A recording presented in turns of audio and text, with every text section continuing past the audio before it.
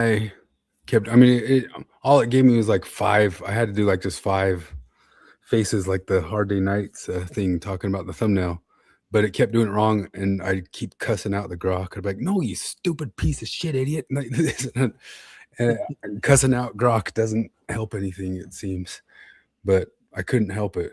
Like, that's not what I said, you stupid piece of shit. Did you see Bering got the AI to say bitches be crazy after AI saying, no, I'm not going to say bitches be crazy. Really? But it was quoting bitches be crazy to say, I'm not going to say that, or something very much like that. I haven't seen that one. I've seen that one guy who gets it to do all sorts of weird stuff. But I don't know. AI's Grok 2.0 of image making was just announced, and it's supposed to be way better, and it just did not. I'd say, like, give me 5 horizontal pictures and it'd do 5 vertical. Like, what? Like, what? You know, it is kind of funny because Jonathan was way ahead of the curve of using really janky AI stuff to make really cool stuff and mimic other sorts of things. Now he almost doesn't do it, now that it's easy for most people just to kind of say it really quick in the grok thing. He's like, oh, they made it too easy, which is kind of what I think about most of things. Like, people have all these online classes of come use Claude, come learn Claude for 2 weeks, and like, what? They'll update all this stuff in 6 months, and all those things that you're showing us right now will just be done with like a single, please do this. And you know, it almost seems like it's changing too fast to bother to sit and learn anything. Because what's hard right now just immediately gets easier, but then there's still frustrations. So wow, 2 listeners, man. We completely dropped off just from 1 week off. Maybe we killed it. We're gonna have to pay quartering consultation fee. That's why my name's the Nickling. Have you have you been following his drama at all lately? Is there more? I know. Oh, I it's endless. The guy really is. What do you call that? Like a weak narcissist, like a not a weak, where they're vulnerable. He's a vulnerable narcissist. Like, every single thing he does is trying to get some sort of pity or something like that. So he had a thing 2 weeks ago where he started just announcing, I've got a family member in the hospital. I've got to be here. I can't, got to shorten the stream. I've got a family member. My mom's been in the hospital the whole time. I haven't said anything to anyone. Like, somebody broke a leg, but he's constantly using it to try to grift more stuff. And now his dog's been sick just this past week, and he just re-upped it all again. My dog's sick. I just paid $6,000 for my dog. And I'm just like, man, I mean, I never listened to the guy's streams, but now I listen to these guys who cover his streams all the time. And it's just amazing to watch. You know how you get mesmerized by a Cartman type, that you really, really realize this is a Cartman type. This guy cannot turn it off. Yeah. And somehow, I guess, algorithm it knows that I don't care about that. But it is kind of weird how sometimes, like, you just key into stuff and you're like, you don't even know why the algorithm shows you crap. Well, like, I mean, that one, Jared started showing it to us, and then it just that got in the Kino Casino and those guys, and then it kept popping their stuff up from there. But it's because I looked at the first stuff that Jared sent. It's like a lot of times at work, when I'm on long drives, I'll watch YouTube, and because I'm driving, I can't futz with my phone, and it drives me nuts that if it throws on a Dr. Grande, it will just play forever and ever and ever, and it will never switch to anything. There's a couple of them that if it catches, like, they ride the algorithm. Like, Grande rides the algorithm if it starts on him. Chris Hansen rides the algorithm. If you click at Chris Hansen, your algorithm will change to straight Chris Hansen stuff. Yeah, absolutely. And you want to know what, though? Fox News hasn't. It used to be like a couple years ago that if you let any sort of YouTube thing run, the next thing that would come on is Fox News. And that'd be the only way I'd ever catch any Fox News because the YouTube was pushing it somehow, which they must have been paying for in some way. Yeah. But so most times now it'll stick with the same channel for a bit, at least like 2-3 videos. Not that I even want the same channel. It's just I've noticed it'll do that. I just noticed the thing is like, hey, YouTube, do you notice that I've skipped Grande 5 times in a row? Can your brilliant computer brain figure out that I don't want any fucking Grandes? Give me something else. I don't like anymore now that, like, I refresh like the screen of stuff to like look through, and it will refresh to the same exact thing. And that never used to happen. Yeah. It will refresh to the same stuff again and again and again. Well, now it knows that it's showing me that Clue is available on YouTube to watch. I guess that's pretty good. Maybe 'Cause- because it heard you talking about Tim Curry. Yeah, no, I pulled up a Clue clip. Man, we've had a bunch of whoppers of deaths just this week. Yeah, that's 2 big losses right there. Those were the first 2 of those I ever noticed in my life. That was like in 3rd grade in 1989, like Donald Trump is rich, Dolly Parton has big boobs. That was all of pop culture. Those were the first boobs I ever drew. Me and my friends would sit there and draw pictures, and sooner or later we'd draw Dolly Parton's boobs. I was like, it was years after I learned about her boobs that I learned that she was a singer. I thought that she was just famous for the boobs. That's totally true. That's totally true in like a weird way. It's weird to think about being a kid and coming online to the world and the first things. And that's what I was saying. Like the 3 people that died this week were people who came into my brain before I came online. You know what I mean? Like Optimus Prime, Dolly Parton, and Tim Curry. And I was trying to figure out where, and it was definitely Annie that he first, because my parents used to rerun Annie when we were real young. But you know, it was the first thing that ever out of nowhere scared the bejesus out of me. Did you catch it live? No, but I did see it when I was a teenager. I was trying to figure out like what happened, like how did, because it seriously traumatized my sister. Like she couldn't sleep for months and all that sorts of stuff. And all we saw was the very first scene. And we stumbled across it. It was accidental, which things would happen like that at that time. We didn't know what we were watching. And I looked it up to try to see like what did it air after? How did that even happen? And it was on a Sunday night and it aired after Full House. So I figured out that that's how it happened. I couldn't believe it. It was like on certain parts like the West Coast, it aired right after Troy paused his Zero Company game just to come watch. Oh man, isn't that a game you can play and listen to at the same time? Or is that an Oculus thing? I know Troy's getting the virtual reality stuff. But I don't. Oh, that's the new Star Wars that I didn't know it existed. Troy mentioning it in the group was the first knowledge I ever had of it. But is it good? Because the Star Wars Battlefront that came out a few years ago. Like a lot of people liked it. I bought it for my nephews and I never played it. Wait, did people like it? I thought it was a giant flop because like my nephews liked it. Oh man, I thought it was so bad. Because you played it? Yeah, I remember it came out and I was so disappointed in it. It's just there's something about it that just was craptastic. The first one was great, but that one was. Is that the one where the guys were running around with lightsabers? Or is that a maybe? Well, no. I thought it was supposed to be like a Dark Souls version of Star Wars. No. Battlefront is like was like Modern Warfare. No, so what was the one that was like a Dark Souls that came out a couple years ago? Like 3 years ago. I don't know. The Fallen Jedi one. That was not Dark Souls-y, but that was more RP. I don't know I don't know. The fighting Battlefront 2 had Dark Souls stuff. Huh. I don't know. I kind of checked out of Star Wars. I've never played a Star Wars game ever. The TIE Fighter series in Jedi Fallen Order. Yeah, that's it. Yeah. Oh yeah. The TIE Fighter series, the space flight simulator in the 90s, that was phenomenal. And it was way ahead of its time.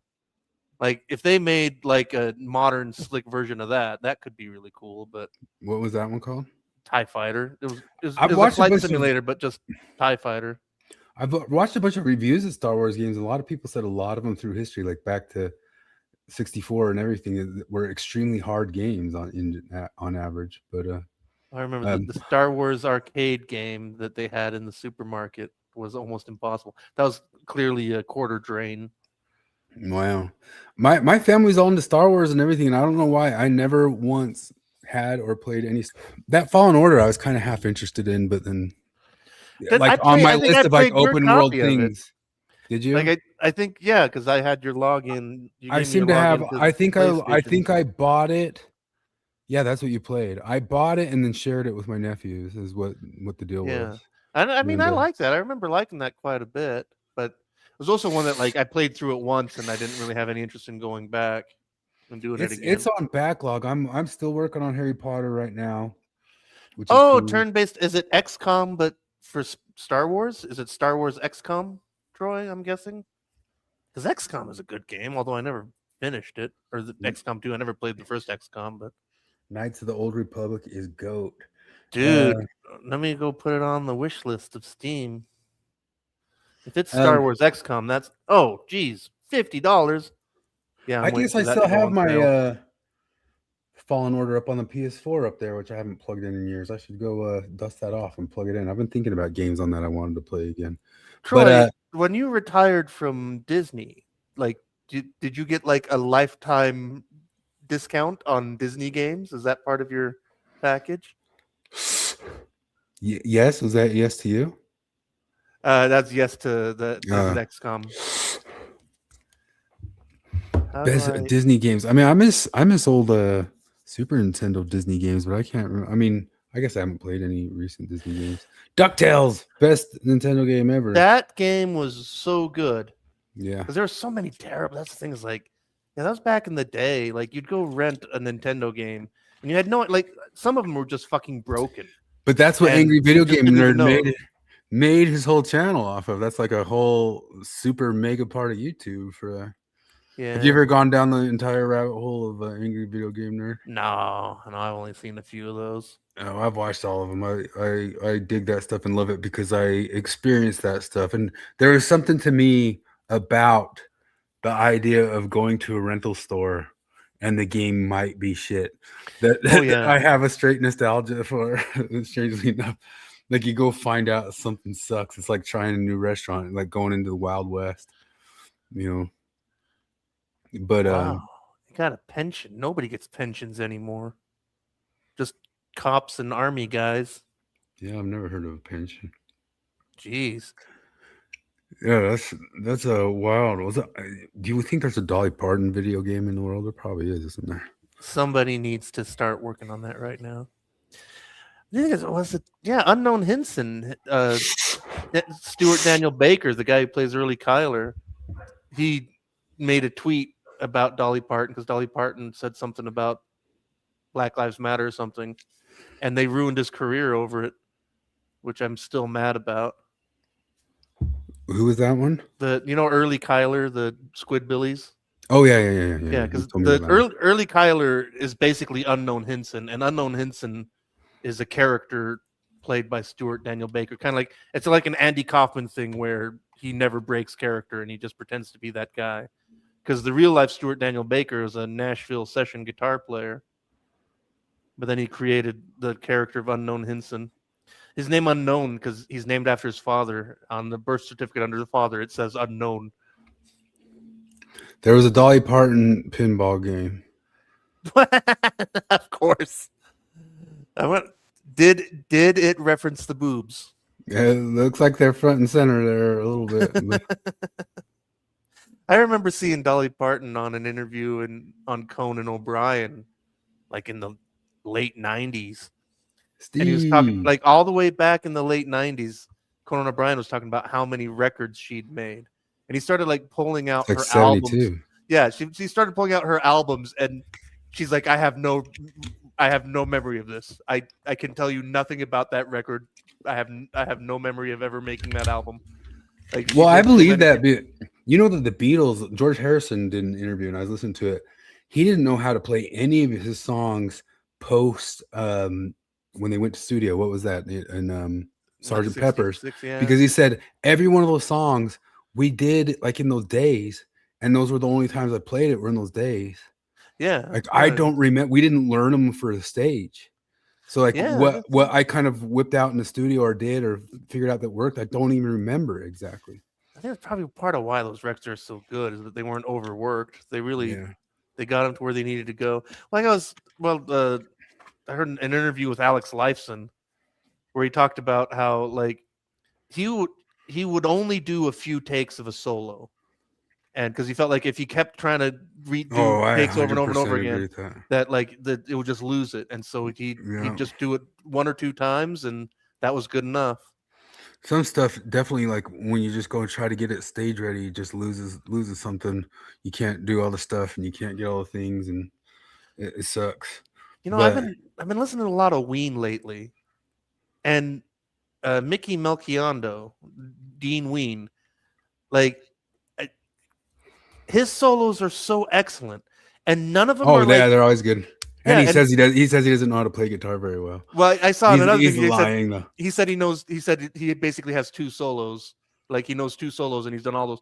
But like they're never like face melting screamer. They're You know, chordal. He follows Van chords really well. Halen million notes thing. But his solos are all super memorable and cool. Yeah, and funny sometimes. Like they work like with the comedy of a song.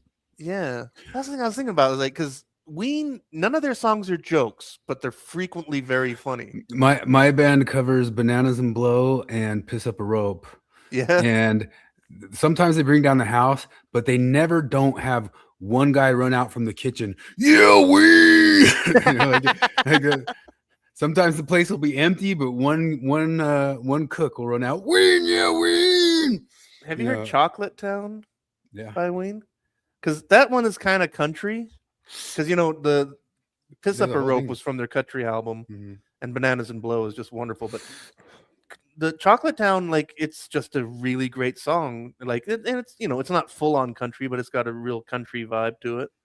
But it's just lovely. I'm That's the thing playing Bananas and Blow on the banjo. Wow.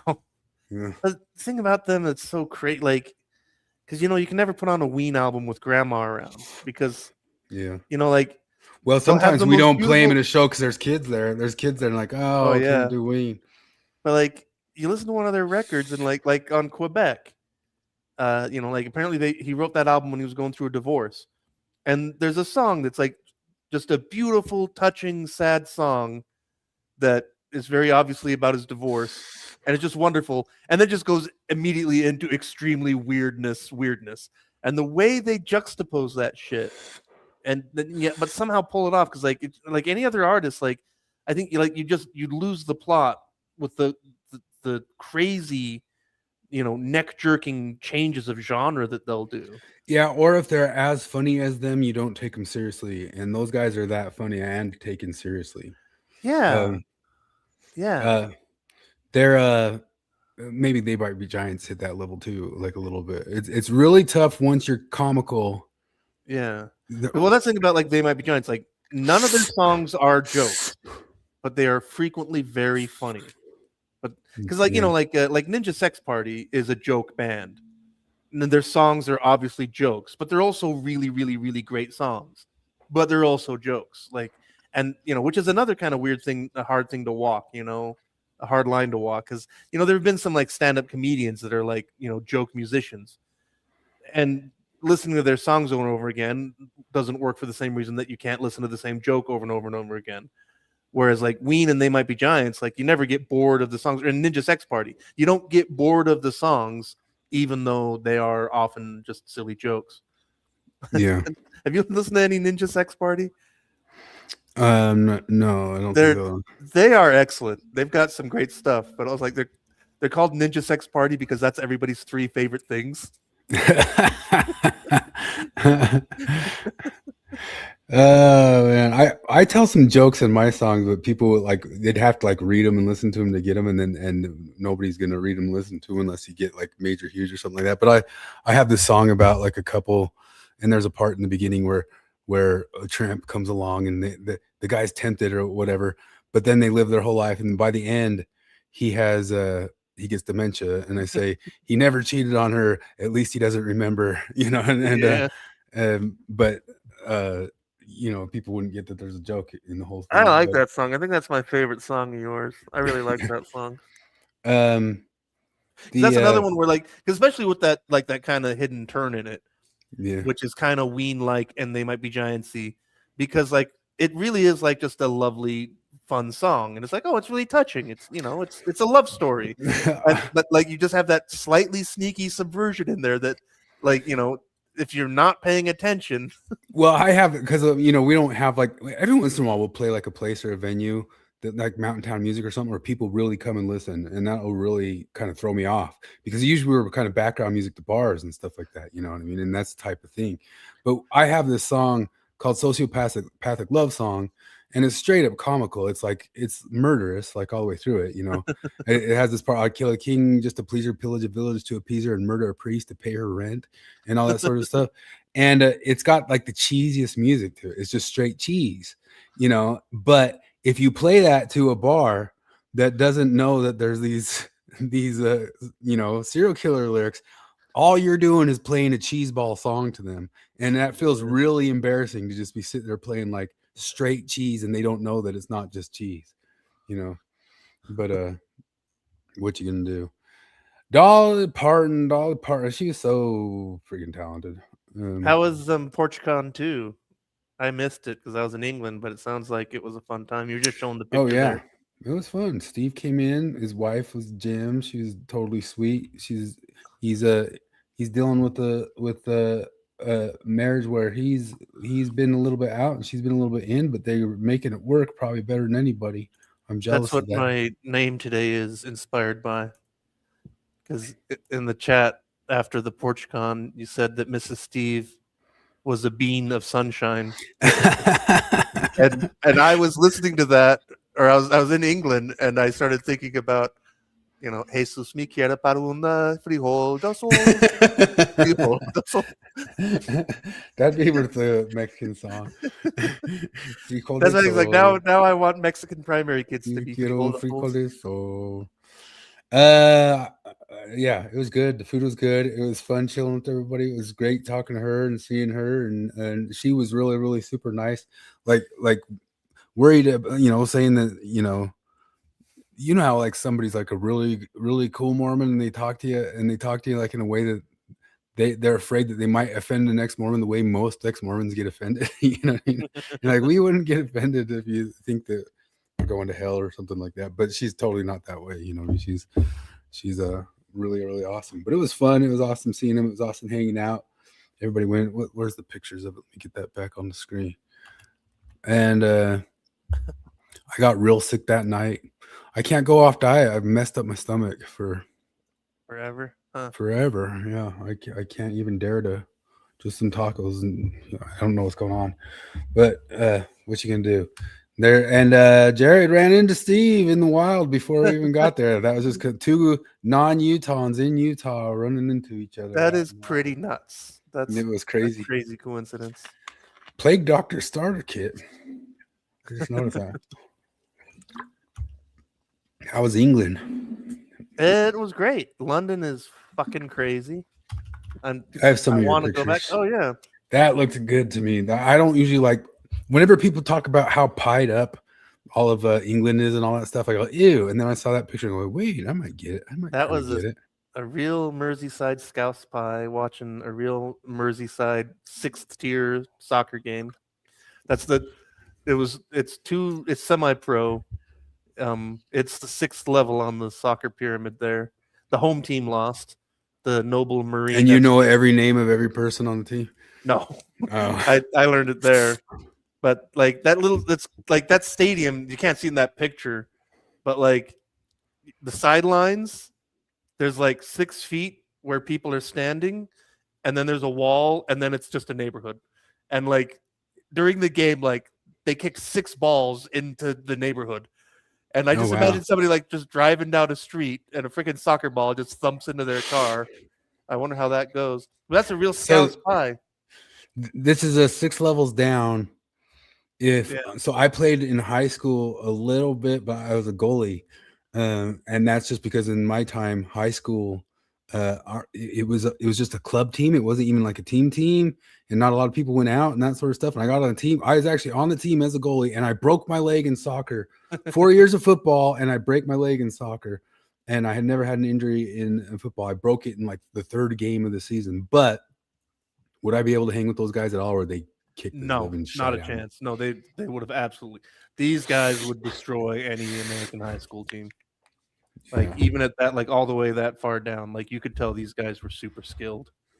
Like no, yeah, I think like just the soccer world over there is so competitive. It's crazy. But yeah, it's Marine FC versus Chorley.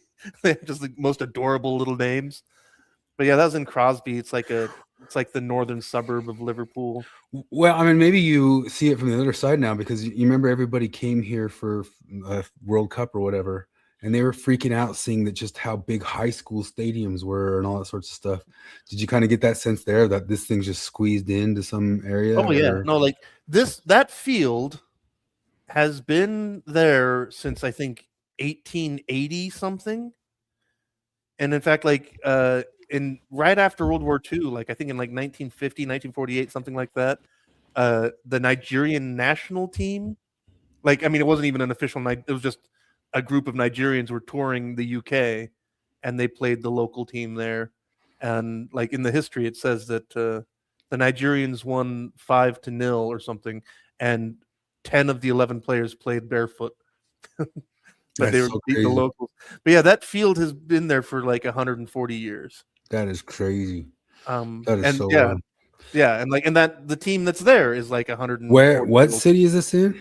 It's in Crosby. Crosby is just on the north side of Liverpool. Let me find the map of it. You want me to, I can do the mappetizer, the share a map. Yeah. Let me do the share a map. In the meantime, also, I think you was this hand banana at, didn't you go to, I didn't put another picture, but you had another picture of, you were at like the college that Arday went to. That building is the library for the Jason Arday, the John Moore's Liverpool University. That's the city campus library. Did you see any stuff going on? Was there any protesting? Was there any hullabaloo about it?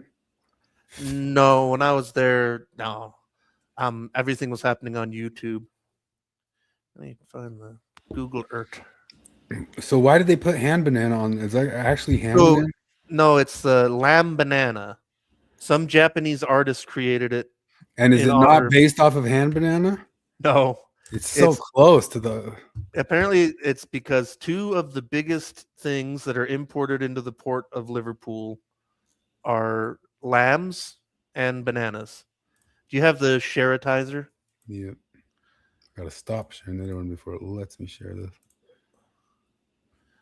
See if I Wait, can you back way out first so I get a world? So there's Britain.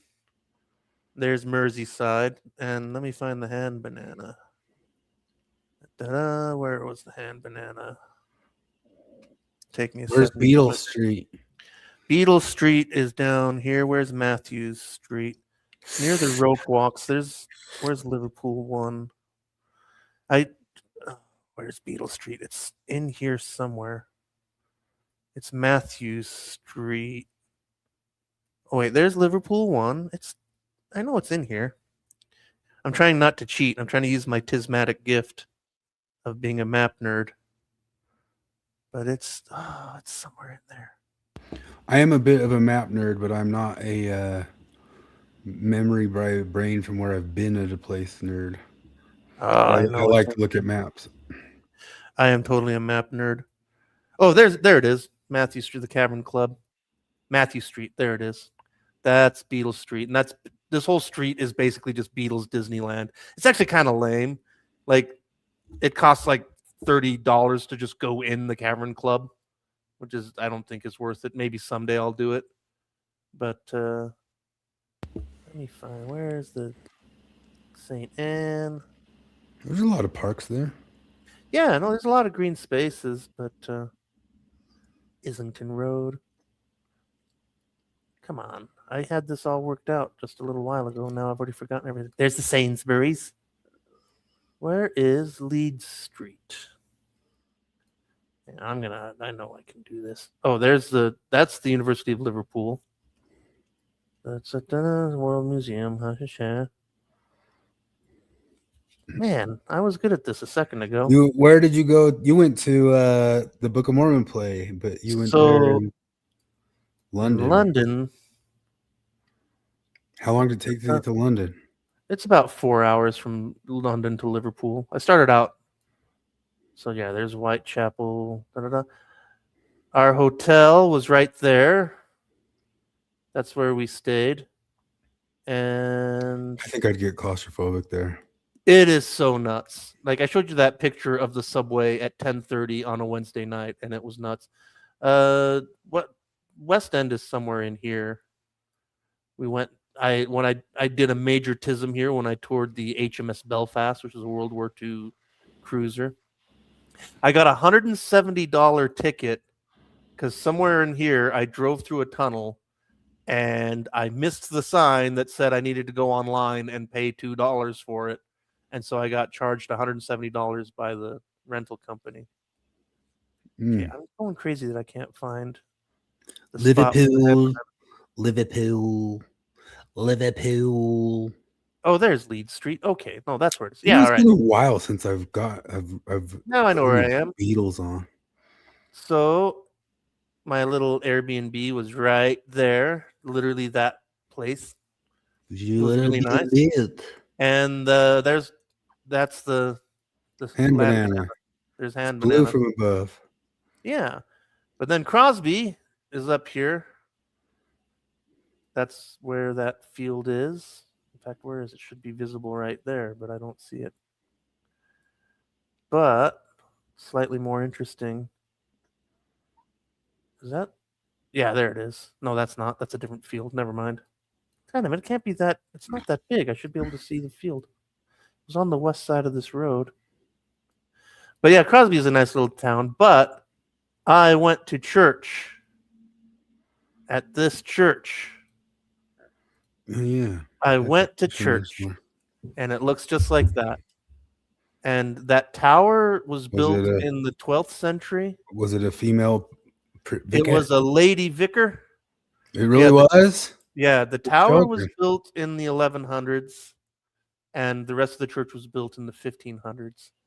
But Jackie was the vicar, and she gave a perfectly ordinary talk about prayer that could have been any prayer ever. But I wanted to go to church in a really old church with a cemetery around it, and it was really cool. Like, what are the place, ruins you went to? Oh, that was in Flintshire. Wow, that looks nice when it's all lit up. I didn't know about. That's a nice picture. Hold on. I'm going to share your church. Or did you already pull it up? Oh, I had your picture of it, but yeah, no, but this is the. Yeah, it looks just the same as that. Yeah. But no, so it was interesting. Like, it was all white people, skewed very old. There was one family with 3 little girls. The place was maybe 10% full. Like, I think there was like 30, maybe 40 people tops. Mostly old people, but very white.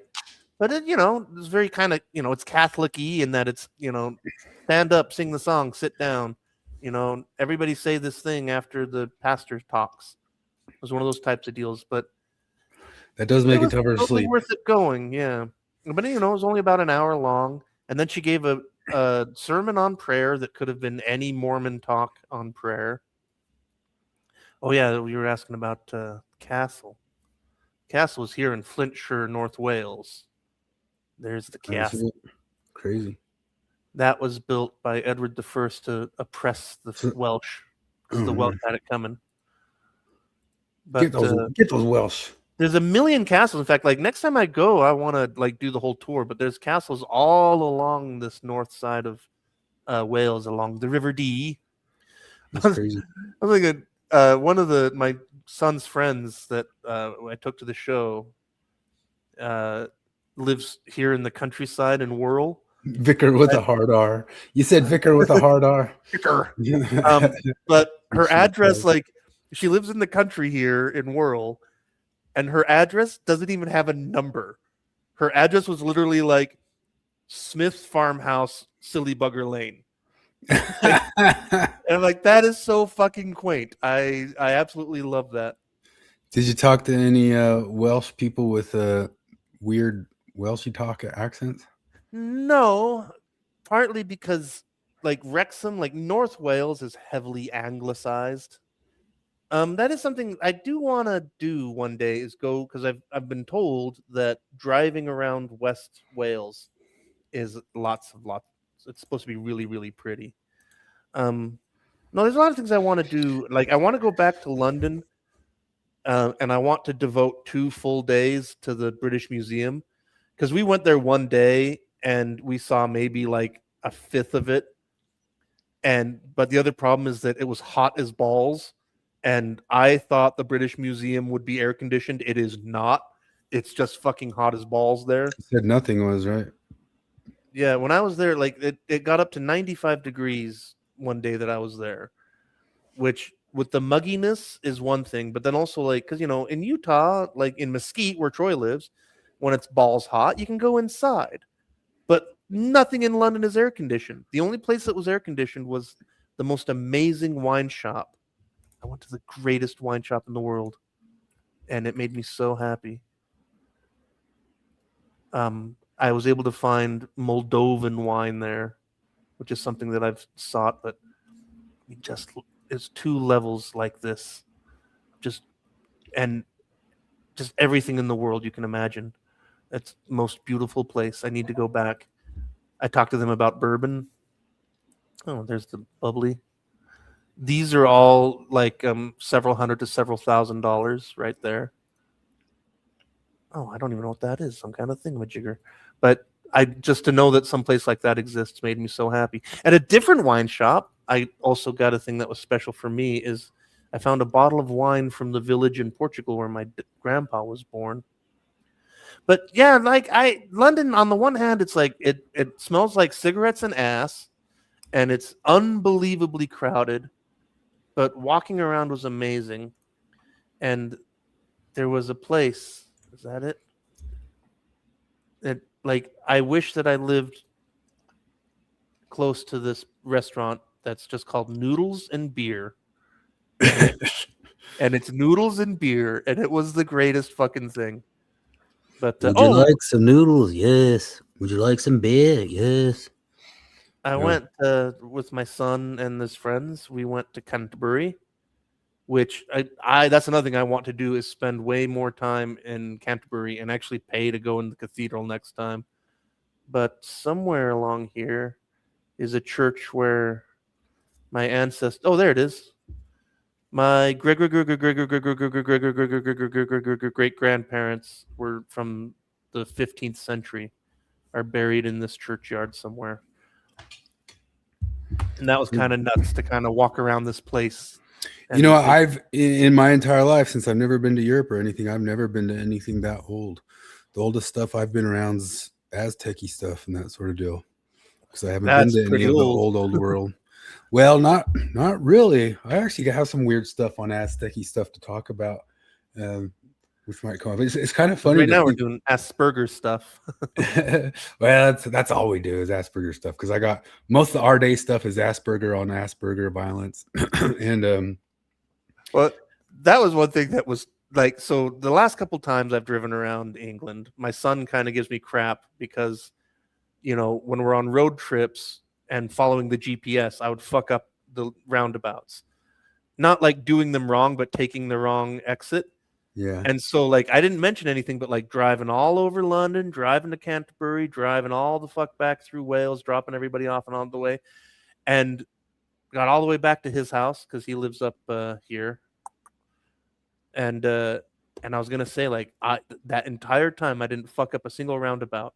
But then after I dropped him off, I had a whole adventure because the place I originally booked was here in Anfield, and it was not as advertised, and it was a fucking shithole, and I got my money back, and I was scrambling to book a new place, and so I was on the phone with the lady, and I fucked up the only roundabout fuck up the entire trip, but it was right here, which put me on this Queensway tunnel, which meant that I had to pay $3.50 to go this way, and then I just had to turn around and pay another $350.50 to come back. Most waste of time ever. But I love it there. I want to live there, even though some of it's kind of shitty. So after 3 trips to England, I have to say, Chinese takeaway, not like Chinese restaurants are really, really good there. But like the takeaway, the little holes in the wall places, they really suck. It's not good. It's greasy and weird. Starbase only goes to places that drive on the correct side of the road. You said that Indians make all their takeaway though, right? Turks and Chinese people.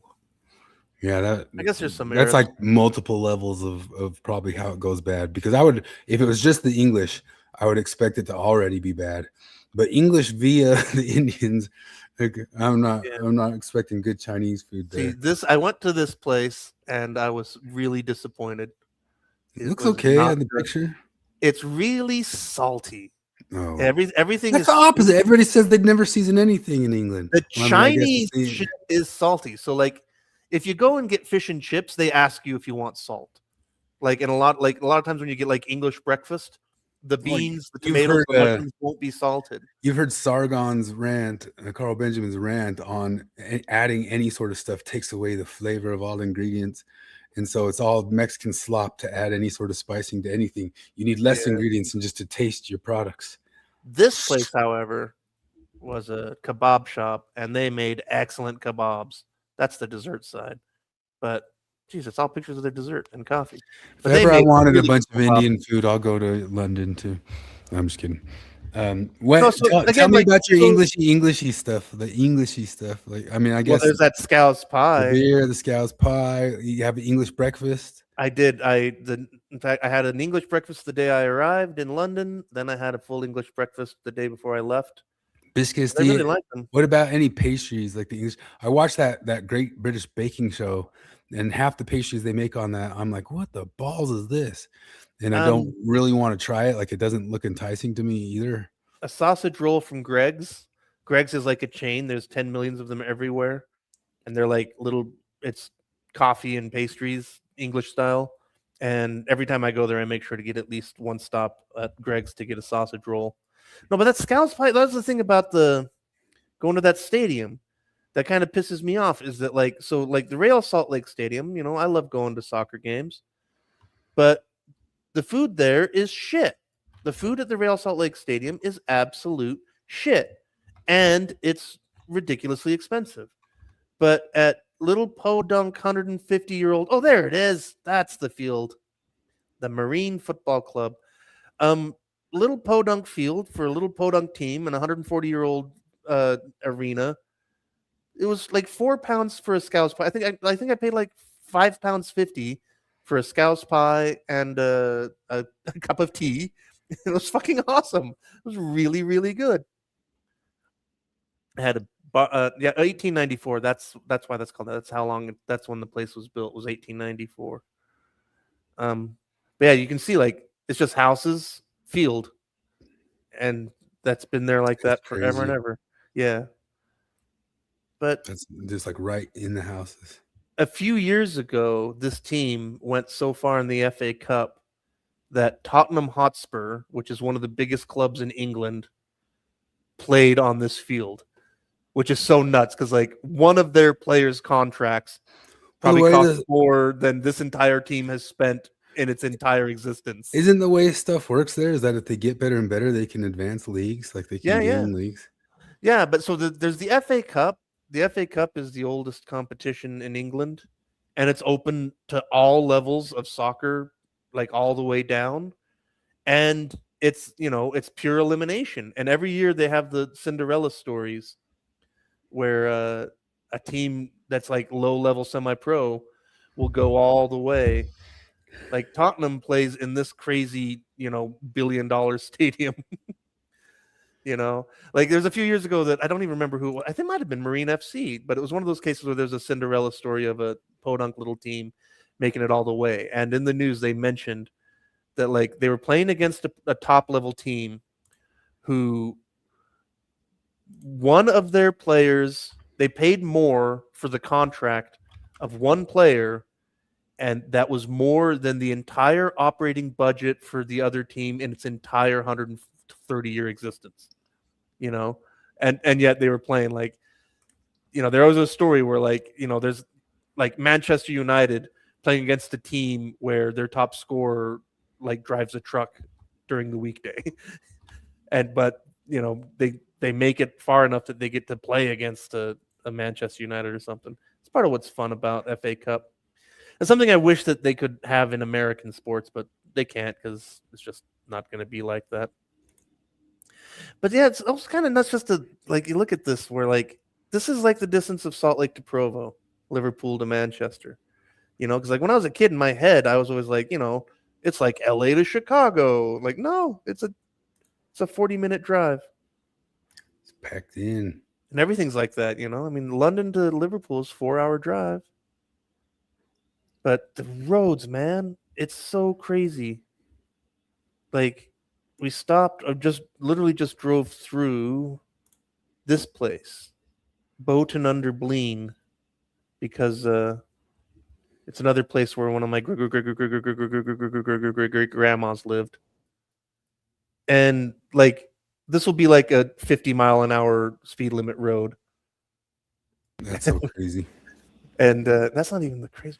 I couldn't cope with it. This was one of these. The country roads. Yeah, like this.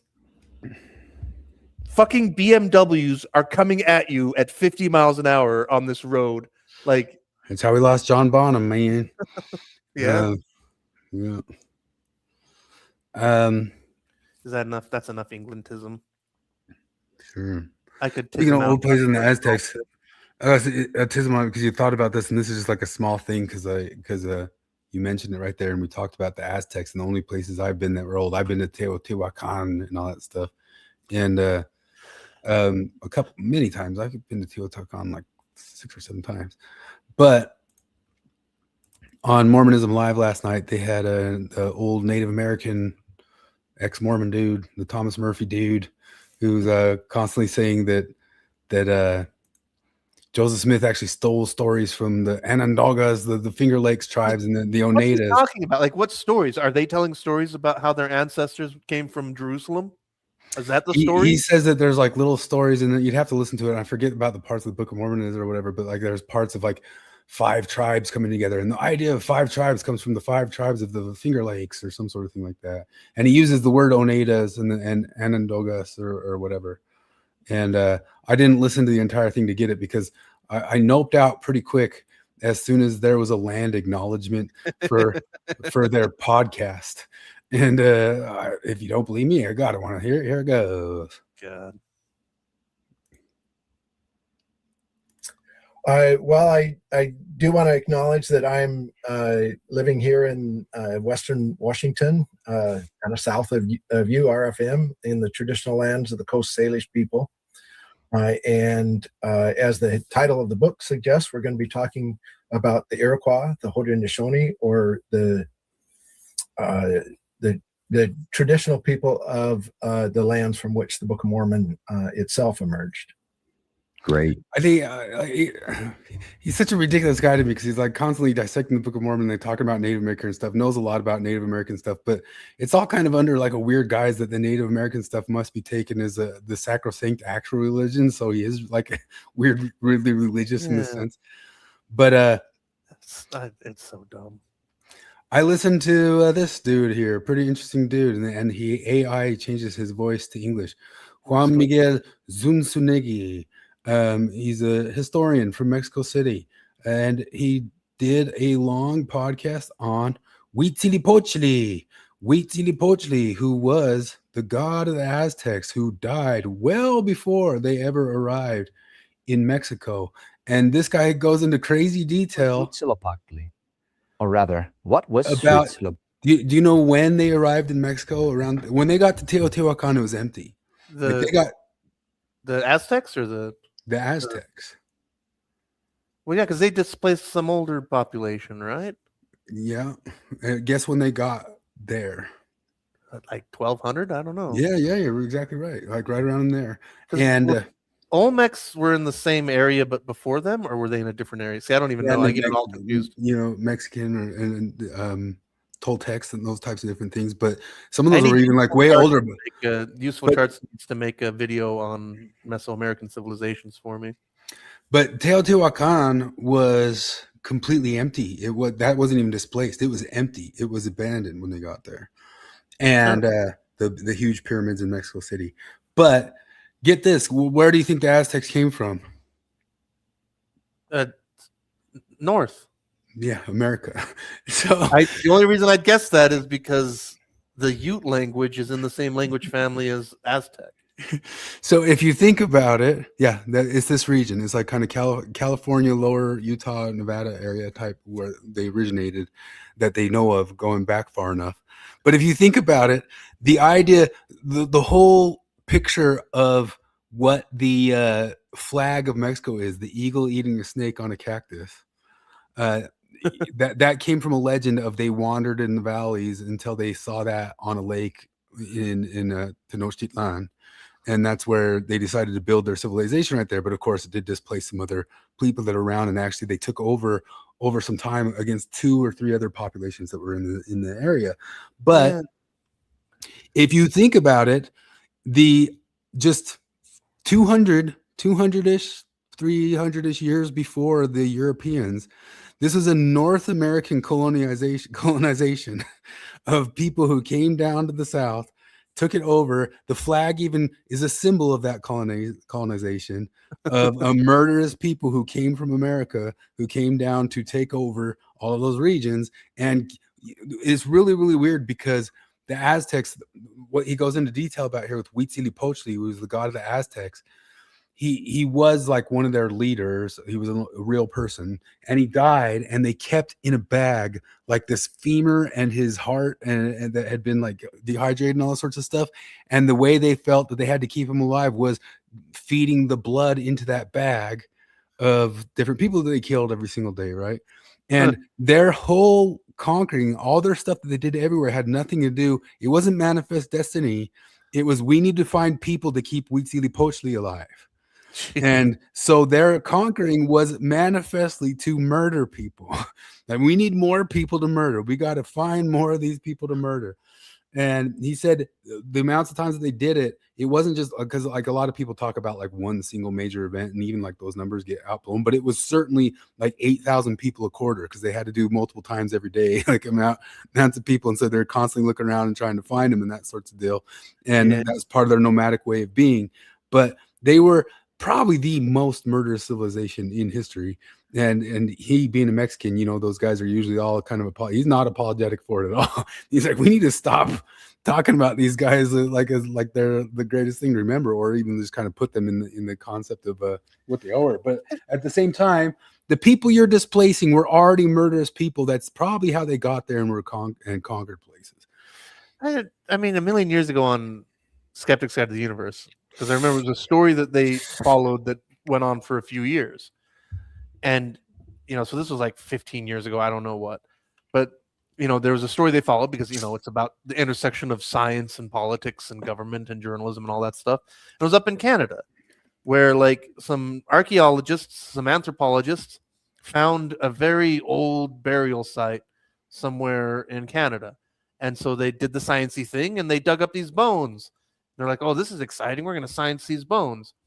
And then the First Nation tribe that lived on that land protested. And they're like, hey, you evil Canadian scientists, don't dig up our ancestors. That this is sacred to us. We don't think it's good for you to dig up our ancestors, and we want you to knock it off. And so like it went to like, you know, Canadian Supreme Court or something, I don't know. And like the judge did a ruling where they came down and they said, all right, here's the deal. Scientists, you have 2 years to science these bones, and then you have to put them back where you found them. And if you ever want to science somebody's ancestors again, you need to get permission first. And so they said, okay. And the First Nations tribe said, okay.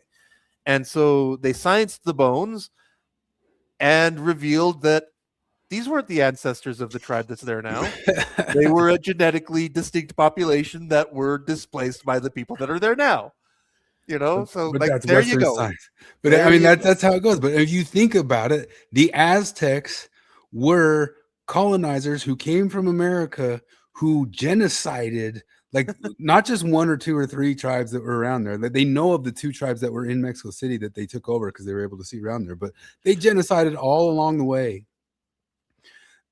For how many people, for how many were around and all that sorts of stuff. Like they wiped out the regions, they wiped out everything. And so then people get mad. Cortez only really came less than 300 years later. But and so we're talking. We Go learned ahead. from Kate Kelly though that they didn't rape anyone. Yeah. They hadn't invented that yet. Slaughtering virgins for their blood was something they had invented, but they hadn't invented rape yet. The whole noble savage stuff drives me so nuts. But to really add is, on hilarity to that, what were you saying though? I mean, this is one of the things that bugs me is like, how do people reach adulthood and don't know enough about the world to know that, like, hey, there was no clean history anywhere. Yeah. There weren't the good guys anywhere. Yeah.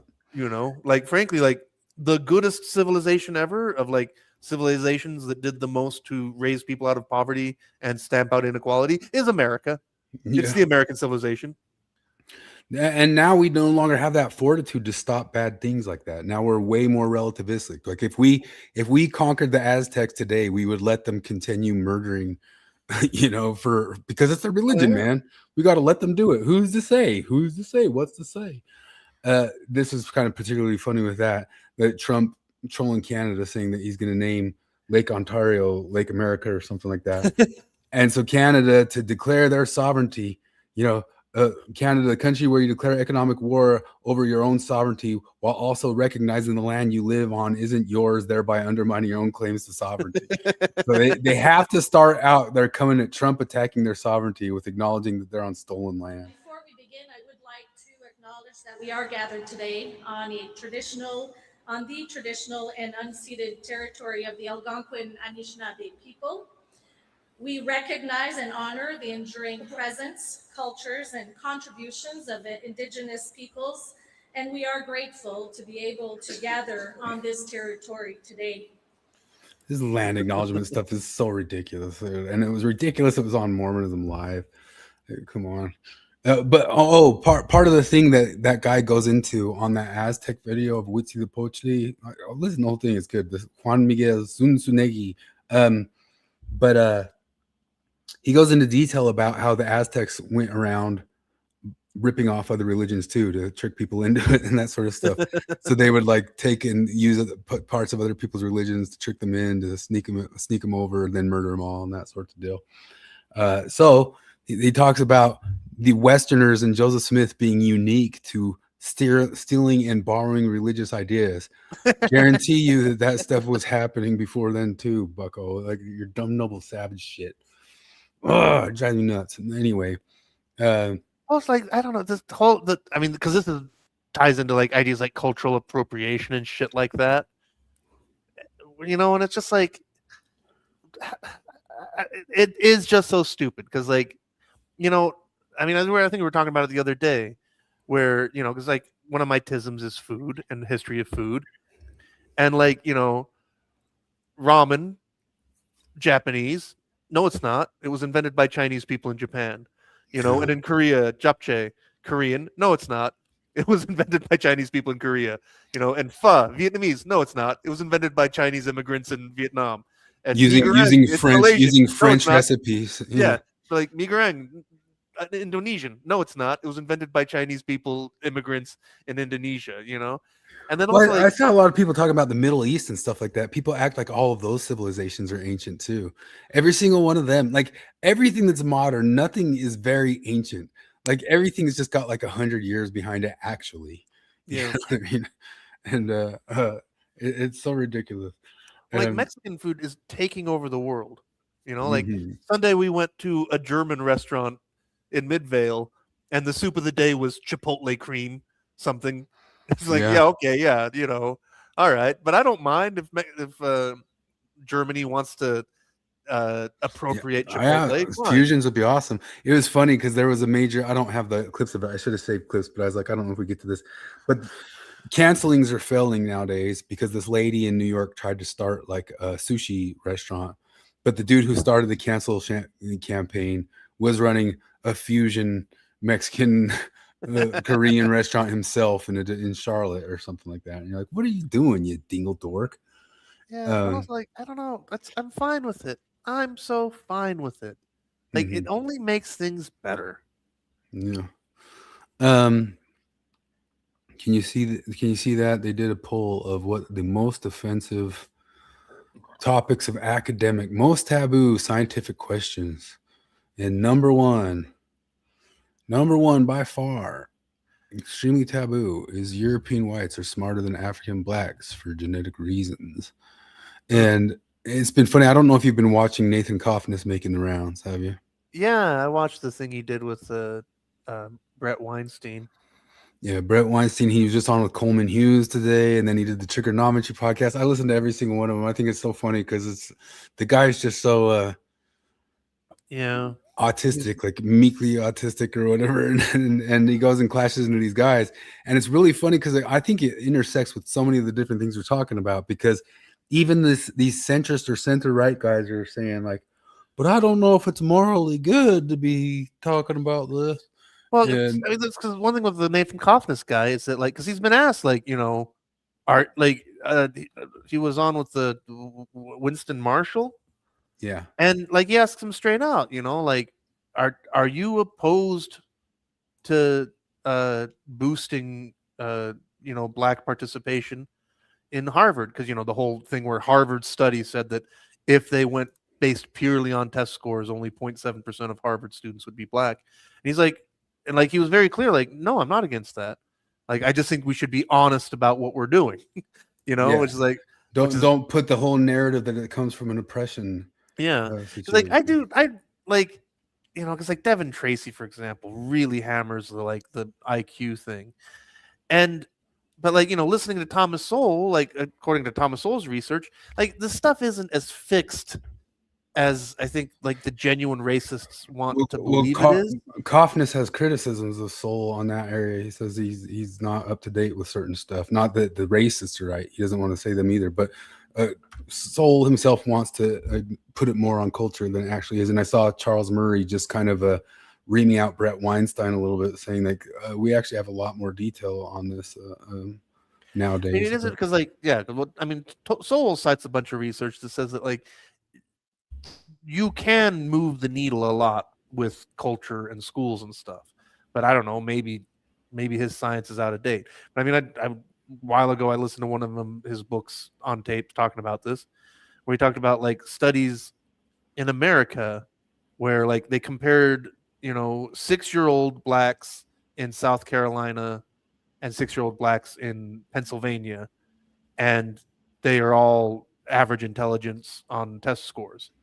And then 10 years later, they go check again, and in Pennsylvania, they're still average, but in South Carolina, they're like 85, which, you know, indicates that it's a school culture thing and not a genetic thing, you know, because like genetically, it's the same population.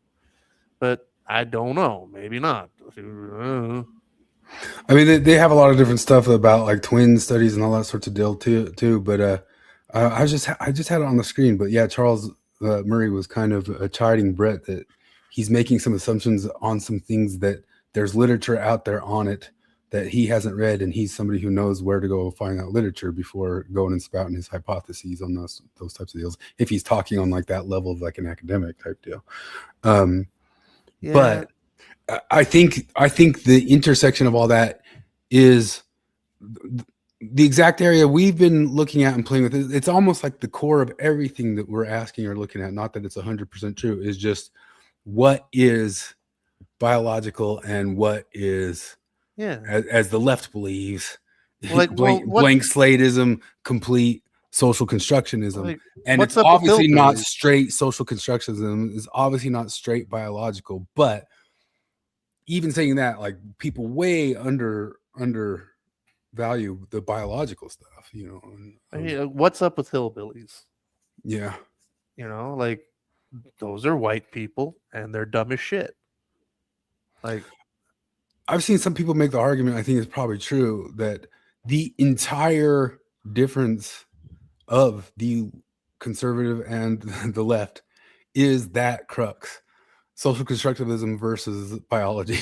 And the way you go straight to biological essentialism, you get far right. You go straight to social constructionism, you get far left. And then the horseshoe of that is that the constructionists think that it's so dang strong that you've been oppressed, and that oppression locks in as hard as a biological thing. So we're not saying it's bioessentialism, but we're saying exactly that. We're saying the exact same thing can't be broken or beaten. Yeah, because I mean, also, like, I mean, that thing is like the genuine white supremacists who glom onto this stuff. Like, well, how the fuck do you account for Japanese people then? You know? Yeah, there's no way you can say it's. Are they just the smartest people ever? You know, because like that thing, like, you know, there does seem to be a thing with like Asians in America where it's like, Well, I think the thing where their parents make the kids study, like that's got to have something to do with achievement. Yeah, but people also say like in the biology of like the concept of that they even have like the mind frame to do that or to be studious or to deal with that sort of a environment or something like that. But I mean, Brett has the same like type of Lamarckian questions, which I think is 100% there. As we talked about before, we know that using language, and they used language, which is really good because we've talked about it in language so much because that's obviously one of the areas that is very, very useful to look at because you're obviously biologically wired to understand language. But then what language is loaded in there is obviously, it has to be like societally, but still your biology is going to affect how well or how not well you are able to absorb that language or not. And then it locks in. And so then you can only ever be native. So then something seems to biologically again relock in some sort of way, somewhere around puberty or something like that. And who is to say, not me, we can't study it. Nobody's wanting to study it, but language might be one of those areas where they can kind of tease out that that's a good way to do it. And that's what Noam Chomsky got his chops in starting doing. And they're doing it more and more. But I think 100% that sexuality and IQ and all that sorts of stuff are right in that same realm. There's something preloaded, there's something social that's loaded in, then something locks. And and what is what? I'm actually open to what is what. Well, and wish we could study the crap out of it, but we can't because it's taboo subjects. Well, see, that's like tying in with Arday, where like he says he couldn't read or write until he was 18. I don't believe that. True. Kind of like the Helen Keller myth fucking stuff. Chance. No, there's no way that in 10 years you go from illiterate to PhD. Youngest, graduate. no, like even youngest, bogus. Youngest tenured professor in one of the top universities in England. Yeah, ever. like no, there's no chance in hell. Like that can't be real. But yeah, this story, like man, like for one thing, the way the left. I mean, that's like there's a far left propaganda channel on Facebook that like keeps repeating the lie that Kaufness doesn't want black people in college and is an Ashkenazi Jew supremacist. A bunch of shit that's just not true. Yeah, he's just an autist. But like that's things like from the left, the whole thing really is like, oh, this is all about racism and racism and racism. Where it's like, well, it is about racism. Like it's the Forrest, gambit, where it's like, oh, people only care because of white supremacy. Like, no. But that's how like Brett and Coleman and trigonometry guys going like, well, why are you talking about like, okay, so I guess we got to lie for the Lord for this thing. But Kaufness's discussion with Coleman is really interesting because Kaufness is being autistic. He's like, it's just as true, and I just don't believe you that stuff because it will go the other way or if it's talked about another way. And then he's like, well, people can't understand bell curves, so we can't tell people they're stupid because they don't understand bell curves. but not that those. Any average black person, but it's right in the soup, as you were saying, of the bell curve stuff that should just drive nuts any far right supremacist, in that the stuff says there's about the same distance on average between like an Asian and an Ashkenazi Jew and a white person as there is for a white person to a black person on average, and none of it says anything about who Thomas Sowell is or who Flip is, or who it's just a curve. It's just a bell curve. It's just how many people are in that range. And it's like, isn't that like what our day though? Like, and Risto's right. Smarter does not equal more moral. No, not at all. Although there is a high correlation with low IQ, high testosterone that leads to violence. Yeah, but like there's this thing with like Black Lives Matter and the people that they choose to lionize, like the victims of police shootings, where like they seem to pick the worst possible cases. And this is the case like with Cambridge. Like surely there had to have been options. Like if you wanted to DEI a black person into that position, there had to have been better choices than this guy. Like, because that's one of the things like that Kaufness says, and a lot of other people say, like, never mind the plagiarism. Even if you put the plagiarism aside, his scholarship was shit. It was Yeah. utter crap. Although And, I've got a twist of a take on that. Yeah. There is no way he's not qualified enough to do exactly what that lady who hired him is doing. There is no way that he's not qualified enough to put out her same stupid papers, I bet. Like there is no way that entire sociology department is actually putting out difficult, hard work out there that but Rista says Forrest has entered the chat. violence might not be the worst evil, which I think is true. The lion versus the fox might be more sneaky evil. What's the 15B GSA fraud? I don't know what 15B GSA is. Do you know what he's talking about? Is he talking more about the Medicaid fraud stuff? That he says, Flip, I'm surprised you spent 0% time talking about the 15B GSA fraud. Oh my God. Oh wow. Forrest has learned nothing. I don't think it's not worth trying to explain this to him again. But what is 15B GSA fraud? What is that? I'm just guessing it's 15 billion and GSA is going to be. What's GSA? Girl Scouts of America? Could be for that amount of money. Fraud. 15 billion K. General Services Administration. Is that GSA?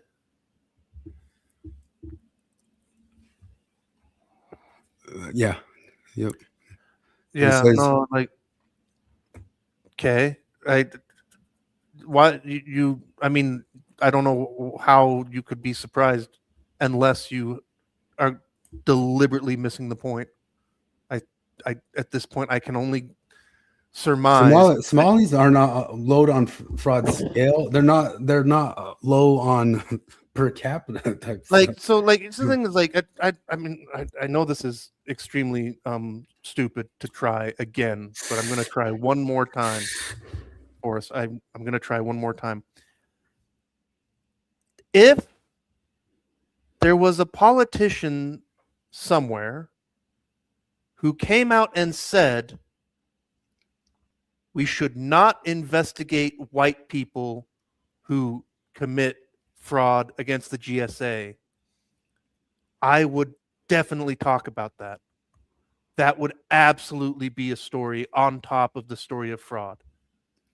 The reason the Somali fraud story you is shouldn't say anything about it because they're oppressed. Course, you say it's because of white supremacy. That's a lie. Or racism. That's a lie. The reason it's a story is that we know for a fact that they looked the other way because of their race. That's the story. Which is the same story with the Arday thing. Which is the same story with Arday. The racism is the story. It's not the why of the story. It's not why people care. The racism is the story.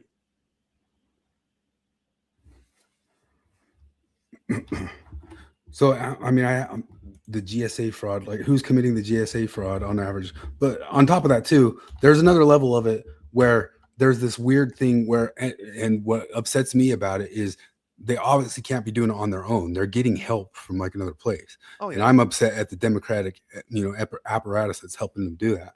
But it's a different level too of like, people who are in your own house are stealing from you, or people who have been invited guests into your house are stealing from you, are also kind of a bit of a different thing as well. GSA fraud. I mean, generally with the fraud, what's so amazing is that like they don't even try. Like there's no like you watch The Sopranos and they have these like extremely sophisticated criminal enterprises, with like layers of protection and Swiss bank accounts, and we're gonna use this legal trick and all. Like with the welfare fraud, it's just like you just set up a fake business and nobody checks. It's COVID. It's COVID. It's COVID spending. That is viral. We've talked about that. This says like the main part that's COVID spending. We've talked about that. We haven't talked 0% about that. We've talked much percent about that. But then also, like, did Donald Trump come out and say it is racist to investigate white people for COVID fraud? Is anybody saying that it's racist to investigate a certain race for fraud? Yes, Tim Walz said it's white supremacy to investigate Somalians who commit fraud. But look, I okay, didn't say it. Tim Walz says it. look at this meme. That's here. the story. Look at this meme here. Oh my God, Forrest. Name that logical fallacy. I will pretend like xenophobia is not a thing at play. Name that logical fallacy. Jesus Christ, man. You are too smart to be saying shit this dumb. If plagiarism sparks so much outrage, why not sexual harassment by white professors? That's Yeah, that's there it is. kind of what you're doing there. That's the Forrest. If public masturbation sparks so much outrage, why is Kampala the capital of Uganda? Oh my But it's the God. same stuff that comes up. Like, some people say you're upset about the Epstein files. They say, well, what about Iran? Like, their whole civilization is an Epstein file. The xenophobia component is negligible. It's absolutely negligible. America is not a xenophobic country. It's the fucking opposite. And also, like, this idea that, you know, this is the game that the left plays with Donald Trump all the time, where Donald Trump will be talking about illegal immigrants who commit crimes and say about illegal immigrants who commit crimes, like, we don't want you here. And then they turn around and say, Donald Trump hates all Browns. And it's just a lie. It's the most basic bitch bullshit kind of argumentation. It's as dishonest as it comes, you know, and you're doing exactly that, Forrest. You know, people can stress. It doesn't matter how carefully they stress, like, we're not opposed to immigrants as a class. We're not opposed to immigration in its entirety. We don't care about race. But we have an issue with inviting a bunch of people into the country as bogus refugees when they're not refugees, and people who come here and commit crime, and you just turn around and say, like, well, you're just a xenophobic. You're just a xenophobe. Bullshit. That's fucking retarded, Forrest. You are too smart to say shit that stupid. I think on top of that stuff too, I mean, everybody's like heard good things about the Nigerians. Like, Nigerians come here and bust their butt, and you don't hear many people having problems with that on any side of stuff. You know, the Nigerians are my boss is a Nigerian immigrant, and I bought him a Liverpool jersey while I was in Liverpool. Yeah, and I brought it for him, and he hasn't paid me yet, and I'm not worried. I know he'll pay me. Yeah. By the way, did you see the Liverpool jersey? Official Liverpool jersey, $165 is what one of those costs. Like, there's fraud. That should be the crime. I had this thing here. The guy who won like the immigrant of the year in Minnesota got busted on like $1.5 million. I have the clip of it. Trump loved what? Like, this thing really bugs me. Like, I mean, I hate that people say shit that's so stupid and retarded that I am compelled to defend Trump, because Trump is a turd.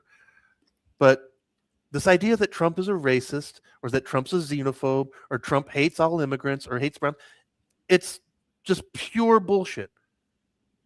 You know, like, again, Trump will be talking specifically, like, you know, when he said, like, one of the classic lies, Trump called all Mexicans rapists. No, he didn't.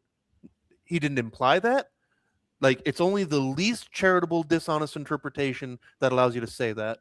And you know you're lying when you say it. Like, Trump was specifically talking about illegal immigrants that come here and commit crime. And he says, we don't want them here. And then the Forrests of the world turn around and say, well, he's clearly racist. He hates all Mexicans. It's fucking retarded. It's dishonest. The recipient of Minnesota's Outstanding Refugee Award, Salman Elmi, was just charged with defrauding Medicaid for $1 million and sex trafficking ring. Wait, there are more. The same agency awarded him is the same agency that gives out the Medicaid payments. Yeah. Forrest, you said that the only reason anybody cares is because of racism.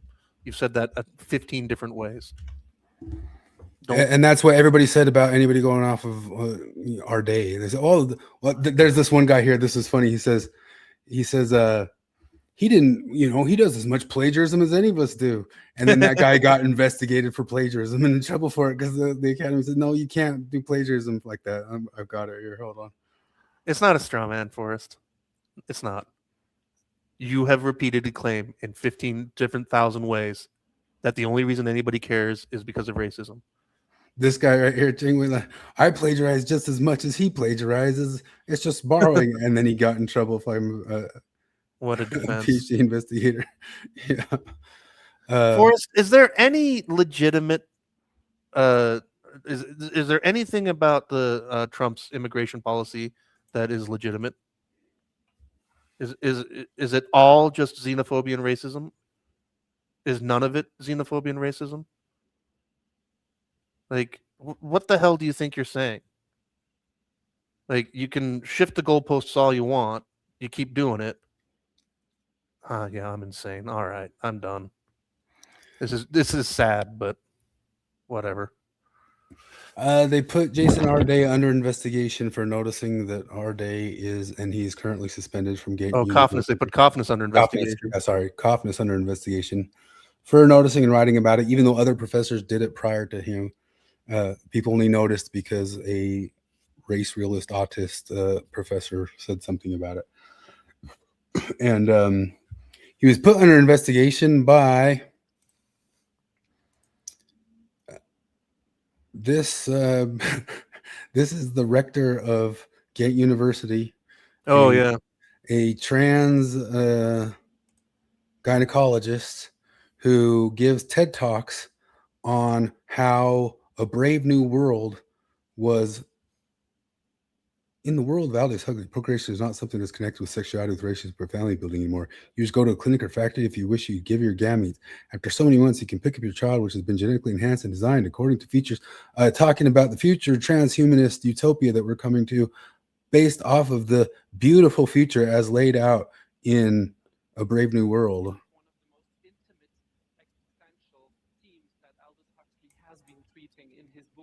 Which he wrote in 1932. And that's who suspended Arday for, Yeah, somebody actually advocating for eugenic type policies. Yeah. Risto, my cousin is stuck in Canada because of Obama's policies. And weirdly, Trump's policies are Obama's policies. But Obama was just doing that to pander to Republican racists, I guess. Tucker had on that Bovin dude who was the Department of the Border Patrol on last night, and he claims that a massive retreat happened since that Minnesota spaz out that happened, and that ICE is still out there and active, but the Border Patrol agents have been completely deactivated. Is his claim? Yeah, so, I don't know. Like, this is like. The whole thing is extremely retarded. Like, it's one of those. This is why we can't have nice things. But like, it was always an option to have a reasonable immigration policy, but politicians won't allow that to happen. And then the forests of the world will support the people who want to throw a monkey wrench into everything. Like. We could just have a reasonable immigration policy, but part of the reason we can't is because somebody will scream racist and say, "Oh, you're only saying that because you're racist," and it's stupid and it's bullshit and it's why the whole situation is bad.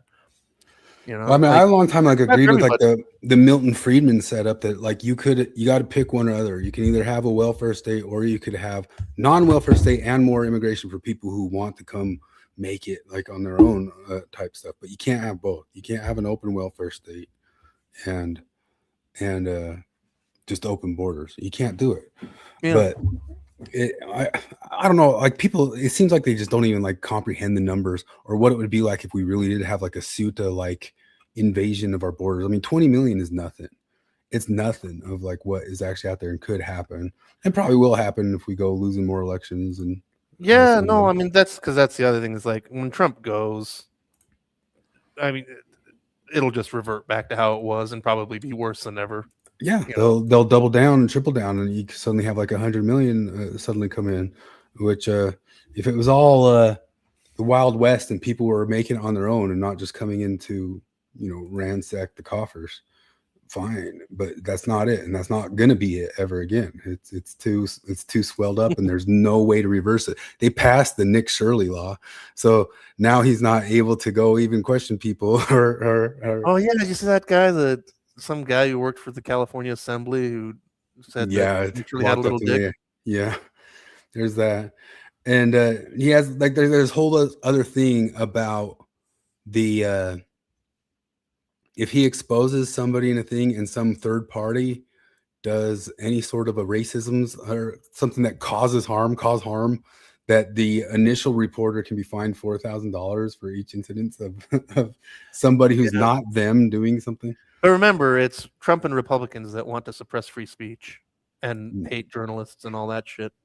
Risto, AI that shit. That's an interesting question.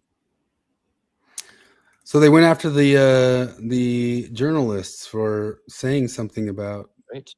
they struggle Arday. such in themselves. And sorry, we I recorded on this. would like to say something about that now. I've written it down. I don't want to get it wrong. So I want to start by offering, my really very serious, sincerest apologies to Professor Jason. So now, like, what is it like? How like anybody in actual journalism will ever dare to report on a fraudulent teacher ever again? Yeah. Oh, I mean, based solely on race. Yeah. Like, And that's the stuff that just keeps ratcheting. It keeps ratcheting. Stop noticing stuff. Stop telling truths. Stop noticing truths. Keep the noble lie to keep the Martin Luther King's dream alive. I just listened to and you get it from like the nutty left, but then you get it from the squishy right too. Yeah. I just listened to a thing, a sports columnist in Seattle who just quit his job because, he talked about over the years that he's keep having his stories spiked and, and they're not even that, political. They're just not, full on leftist. And so he just resigned because he tried to do a story about the WNBA trans thing. And like he quit, but he also mentioned that all the way back years ago when the U.S. women's soccer equal pay trial happened. And he just tried to do an article just basically reporting on well, these are the facts. Like the U.S. women's team chose a different contract than the men. So you can't claim sexual discrimination when they were offered the identical deal to the men and they chose a different deal. And he talked about his editors well, no, we're not going to run that story. He's like, all right, that's where we're at. Shoot, I might have deleted, but Reese was asking what immigration's been for the past several decades. I had a screen that shot that while we know immigration's gone up, you want to know what's shot through the roof? I had the scale of it. I had some picture of it. The refugee claims. The refugee claims have shot through the roof. So I guess the world's just getting more and more and more supersonic dangerous by the year. So there's a refugee claims is the autism claims with Somalians in Minnesota, where it's what was it in a year? They went from spending $1 million on autistic kids to $114 million on autistic kids, and I can't remember what they said, 30%. I don't know. I'm pulling that number out of my butt, but they, the numbers are obviously ridiculous. And that's thing I had the scale of it. If the government comes out and says well, if your kid's autistic, we'll give you money. Oh, gee, go figure. Everybody's autistic. Wow, what an amazing discovery. It's amazing how you make something have a benefit to it, and it just explodes and expands. What's going on? I hate Utah. That's what's going on. Jared's closer to us, so he's further from us. When do you go back to Idaho? He's been just Sunday. Are you driving back in the morning? Sunday. I know, but what time on Sunday? You should come to Breckers, but you'll probably be driving to Idaho by then. Okay, you guys always say Breckers, and I've done this for 3 or 4 years with you guys, and I never asked what the hell Breckers is. It's Sunday at noon. It's brunch. It's the way Flip says breakfast. It's okay. It's Oxford, Craigers. Oh, yeah, it's British. It's a British way of saying brunch. Yeah. It's Breckers instead of breakfast. It's usually at noon, and we always try to shake it up. We do new things. We do classic things. What did we do last week? Oh yeah, we did German. We did Bohemian. Yeah. We'll probably be on our way back by then. Plus, you're an hour north of us.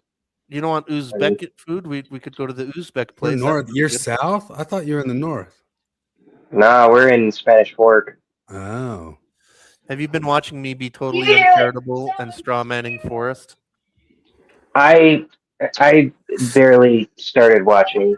I've been putting kids to bed. Morgan but this is Morgan is closer to you right now, and I'm watching all the kids. They're just sitting here playing their games and stuff. Oh. So, Dude, I that's got the a second. County basement right there. Oh, it's a pretty good basement. It's my brother-in-law's house. They got a really nice house. In London, that would be 15 apartments with 38 people living in it. I bet it would. Like, How are you being uncharitable? The usual ways. I just repeat what Forrest argues, and then he claims that I'm getting it wrong.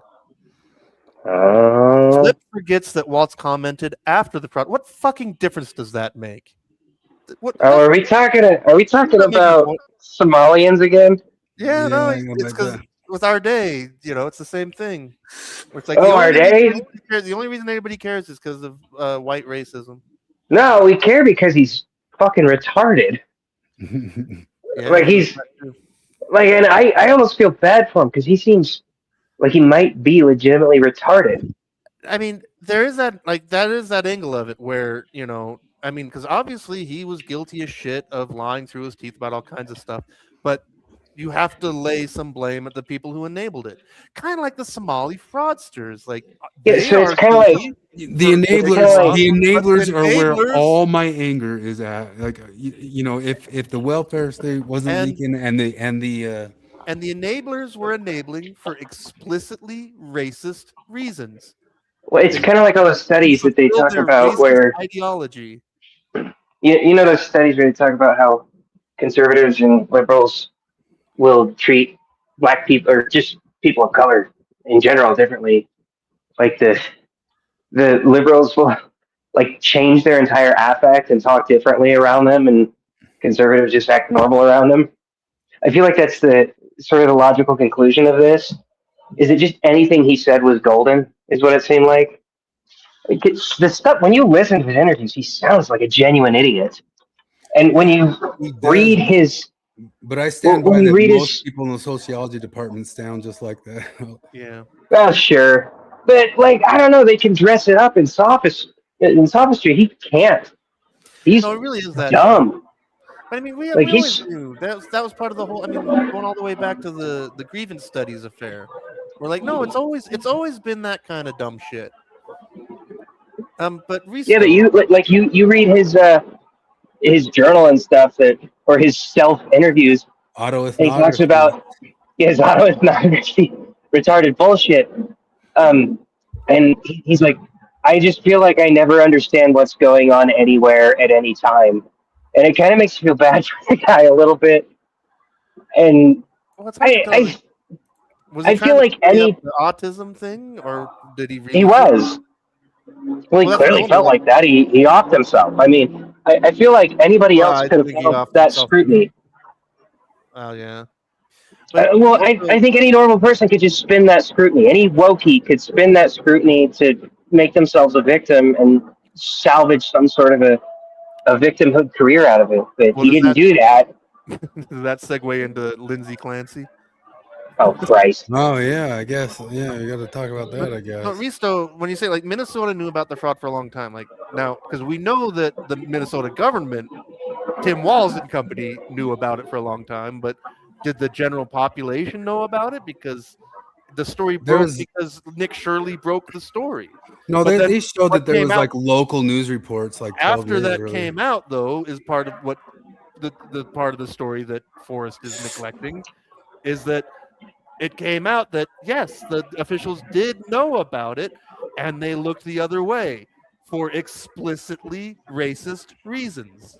The other reason things go viral is all of that happened in the midst of Minnesota going viral for having their great big stands against the immigration stuff and the deaths that happened with what's her name, Renee Good and the other goofball. And that happened in the midst of already kind of a national eye on Minnesota and what was going on with the people there making scenes about. Yeah. Well, then, and then also the layer where we keep getting gaslit about how Somalians are not a draw on the taxpayer, and that immigrants generally And are a net boon to the taxpayer. And it's like, no, they're And not. Some of them. But what are the things that make something become newsworthy? The old idea back when it was old newsrooms that weren't just talking about virality. They talk about something's timely, proximate, things like that. And Nick Shirley was there in a timely and proximate manner to stuff that was going on already in the area.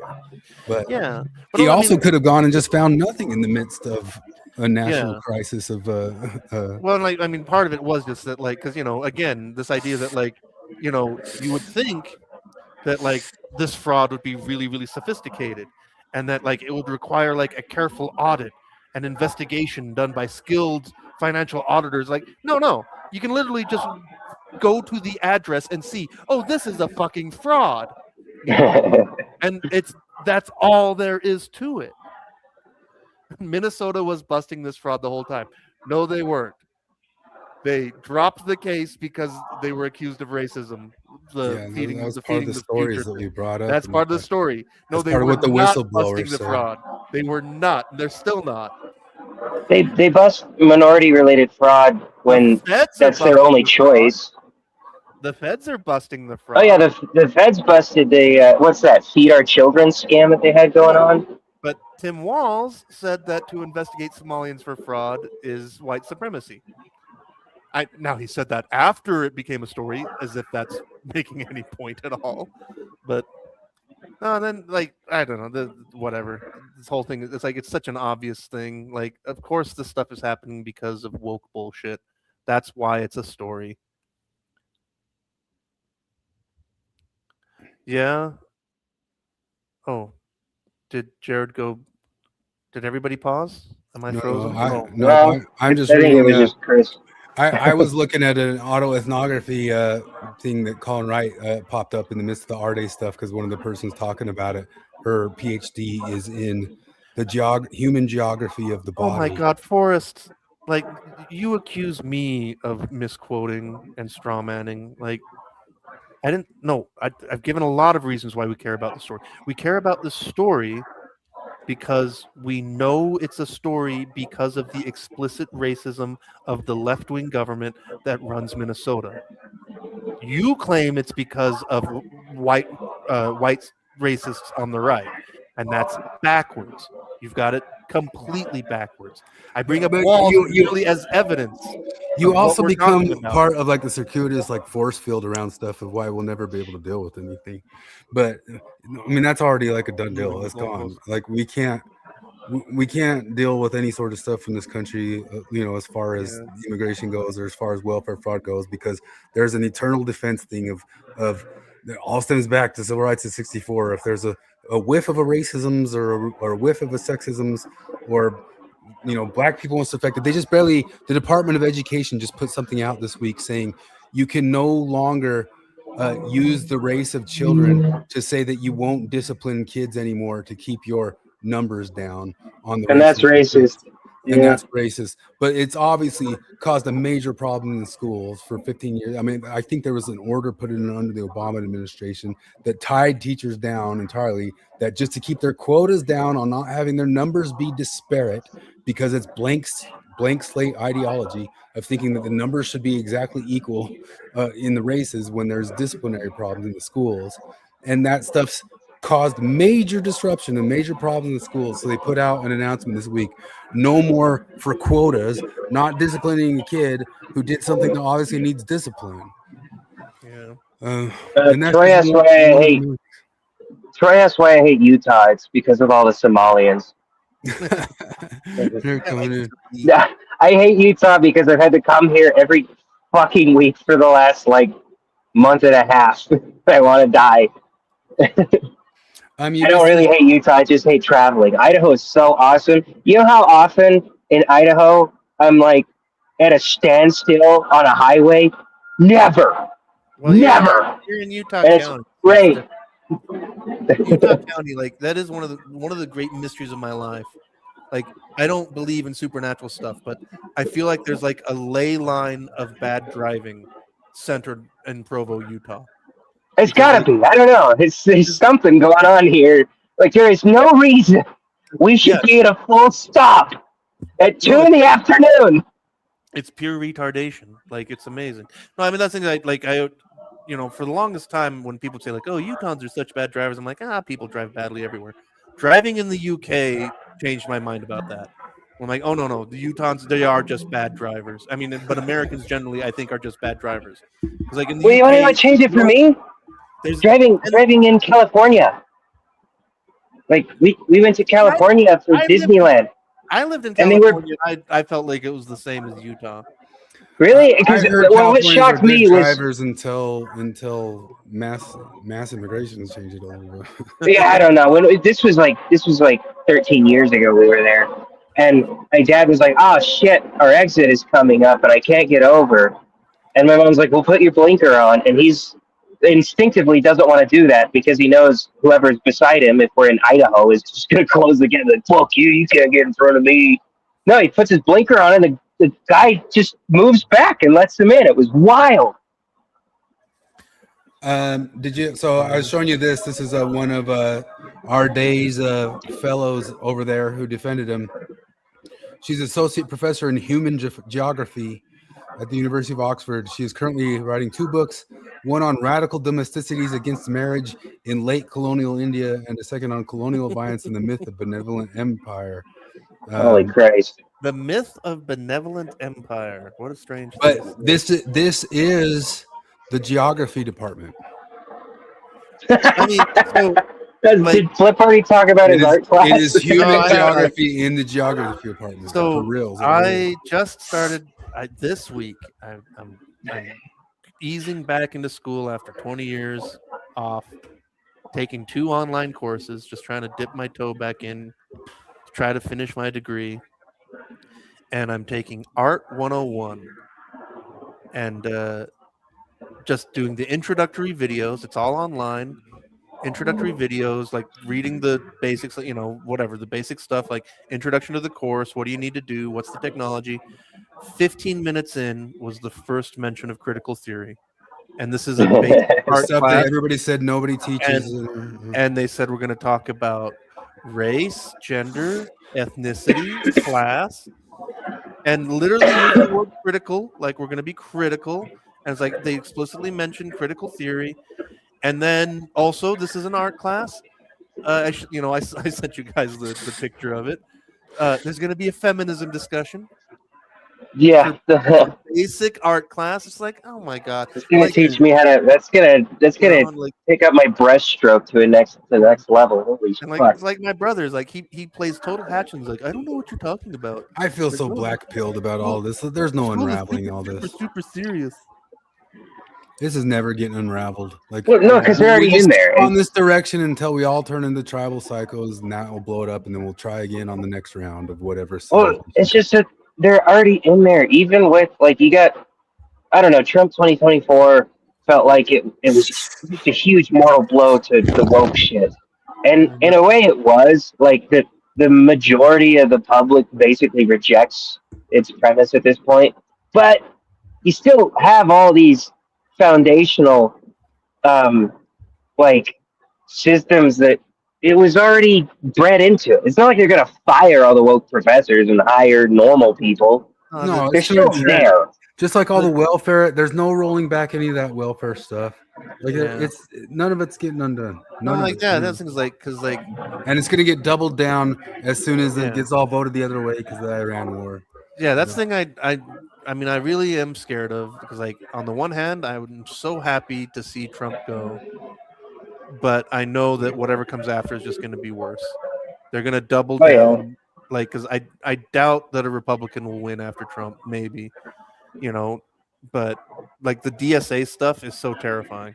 This thing where they're just straight up electing communists, and while there's a little bit of pushback from Democrats, like, barely stemming the tide. Like they'll the also get to a direction is- point where they'll stop feigning that they want to protect the border. Like they feigned that with Kamala and Biden. They pretended. Oh yeah, they pretended. They won't even do it. It'll just be straight Caesarism, which what I mean by that is like Caesarism is when the authoritarianism hits a level where they stop giving you excuses of why they're doing a thing. Isn't this the whole Jordan Peterson thing of like the right wing is more capable of calling out its extremists? Like, Yeah. how many right wingers are chill with Nick Fuentes? Like, even like the neocons hate Nick Fuentes. And you go to the lefties. Who are the lefties that call out Hassan Piker? It's basically Fetterman. And It's I don't Bill know. Maher. Fetterman and Bill Yeah, there's Maher. Bill Maher. What's his name? That Louisiana guy has been calling him out. That's good. I want to find the him. dude who is the dude who is Bill Clinton's advisor all those years. The economy stupid guy. What's his It's name? just wild to me that like at some point we're going to have a first female president, and there's a real possibility it could be Alexandria Ocasio-Cortez. And That at is this so place, terrifying. it could be Lindsay Clancy at this place. I think she's going to be. I know. I think she's going to be getting off. Did I- you hear? I think Did she you is, hear? yeah. Did you hear the judge give the The instructions? he gave instructions to the jury? No. I did. He basically said, "Now you need to take into account if their mind was I gotta head out. My nieces and nephews got here, and I gotta pester him. So, Okay, all right, see you guys. later." If you're sad about having kids, you can just murder them. It's okay. I mean, he genuinely sounded like he was saying that like he put on the board it's manslaughter, and you need to take into account if their mind was actually capable of taking responsibility for the thing that they were doing before you vote on this. I mean, but I'm not wouldn't that- exaggerating that very much. But that just means that she would go to an institution forever and ever, right? But because the other thing's like I listened to that Spears lady talking about it, where it's like, just on what was testified in the trial, it doesn't sound like psychosis. Like she was organized. No, it she wasn't. They didn't planned. even bring it up until it was brought up in the trial. It But, like, wasn't 'cause, brought up prior. Like Ed Gein, he was not guilty by reason of insanity, but he spent the rest of his life in a psychiatric institution, obviously. But also he was disorganized and They weird. don't do that stuff anymore. Matt Walsh actually did Yeah. a really good expose on how almost anybody, like the thing you used to think of that they plead insanity, well, they're just going to be in an insane asylum. That almost never happens now. Yeah, Walsh no, did that's like a true. whole good hour, and almost anybody who's gotten that is almost completely free within 5 years. And part of it is just that the hospitals aren't equipped. Like there's no asylums, there's no hospital equipped to keep them like that. And so then Yeah. they get out on like a technicality of like, we don't have the space or time to take this person. Well, that's one of the things, like, because my whole life, when I talk about like homelessness and stuff like that, the canned NPC leftist answer is like, well, Reagan closed down the psych hospitals. I'm like, okay, let's bring them back. Is that what you're saying? Let's do it. Let's bring them back. Yeah. If people are too crazy to be in society, let's bring back Reagan psych hospitals. But they don't actually mean that. Like, they're fine criticizing Reagan, but they don't want to follow through to the other side where it's like, oh yeah, all right, let's have psych hospitals again. This is the whole reaction seems to be like a woke think, because I know that some of her supporters are trying to, like a bunch of people are trying to frame the husband and getting all Candace Owens. I mean, a lot of it's like wine mom mystery theater people, which is turning into half the country now. Today, driving home from work, a crazy guy high on drugs, making wild movements, stepped into traffic in front of me. Like, I didn't have to slam on my brakes, but I did have to slow way down and watch out. But like, that's becoming more and more normal in downtown. That as I'm driving around downtown, that there's some crazy person that's clearly out of their mind, causing a danger to themselves and others. But I just need my city government to explain to me that capitalism, it's housing costs. Maybe they'll do what the UK did and give them flyers, like this flyers to all the don't rape flyers and child abuse is a serious crime flyers. And did you read any of this? I think it goes on and on and on, that they feel like these flyers will just help train the people coming to the country to. I saw some of the parody versions too. Those were really funny. I hadn't seen any parodies. I should find some. But so would you rather leave your kids with a postpartum woman or a bear? I mean, So this is one thing that Ben Shapiro really hammered home, which is totally fair. Because even Bering made this mistake, is that like in nearly all of the commentary, people are conflating postpartum depression with postpartum psychosis. And Yeah. Ben Shapiro really, really, really, really, really hammered they are not the same thing. Yeah. And that's not that's not. But what's she going on in can't this even case. claim that because postpartum psychosis doesn't usually pick up 8 months after, like, birth. Yeah. I don't know. I think she murdered her kids. She was sad and she wanted out of her marriage and out of her life, and she murdered her kids. Then I a think bunch of that's people what say it's like, well, it's so hard to make it by nowadays. It costs so much and you get no help. And she had like a nanny. She had a live-in nanny. She had she was on 5 hours she was on full maternity leave even for 8 months. Her husband took maternity leave. No, that's the other thing. Is like the irony of this whole thing where people are like, like they're blaming the mental health system. Like she got more mental health care than almost anybody killed in this situation. That like she had as much as anybody could hope to have. That 80 million times more than I've ever had. And I mean, this thing's like I'm obviously super duper skeptical of the entire industry, and this is one of the reasons why. Like they don't seem to, they're not very effective. I mean, some of the stuff about like losing your mind or losing track of where you are. I mean, they said she was on Seroquel. Seroquel was like a sleeping drug, and my mom used to have that, and I took it once, and I went to sleep on Friday, and I woke up on Sunday, and I was generally shocked and surprised. That's a bit of exaggeration, but it was something like 17 hours. Like it was crazy. Like I was like, holy shite. And some other times, like I would really like that right now, but I need to. Like I could like to go to sleep, but there's the problem of like you never wake the freak back up again. So I couldn't. Well, that's one of the things with this Lindsay Clancy thing is I heard somebody played. I think it was the Spears lady, but she played a clip from the trial where like the defense had a specialist on who was talking about like, well, she was prescribed this and she was prescribed this and she was prescribed this and she was prescribed this, and this is just way too many drugs. And then the cross-examination was like, well, do you realize she never took any of these pills? Oh, yeah. And it turns out she wasn't taking most of the pills. That's true. I forgot about that. Yep. Yeah. And so it's like, okay, like, so maybe if she was taking them, that would have helped. I don't know. But like the defense is like, oh, she was over-medicated, except that we know that she wasn't. Maybe she was under-medicated. But that rips the whole, pants off the claim that this happened because of the pills. Like, okay.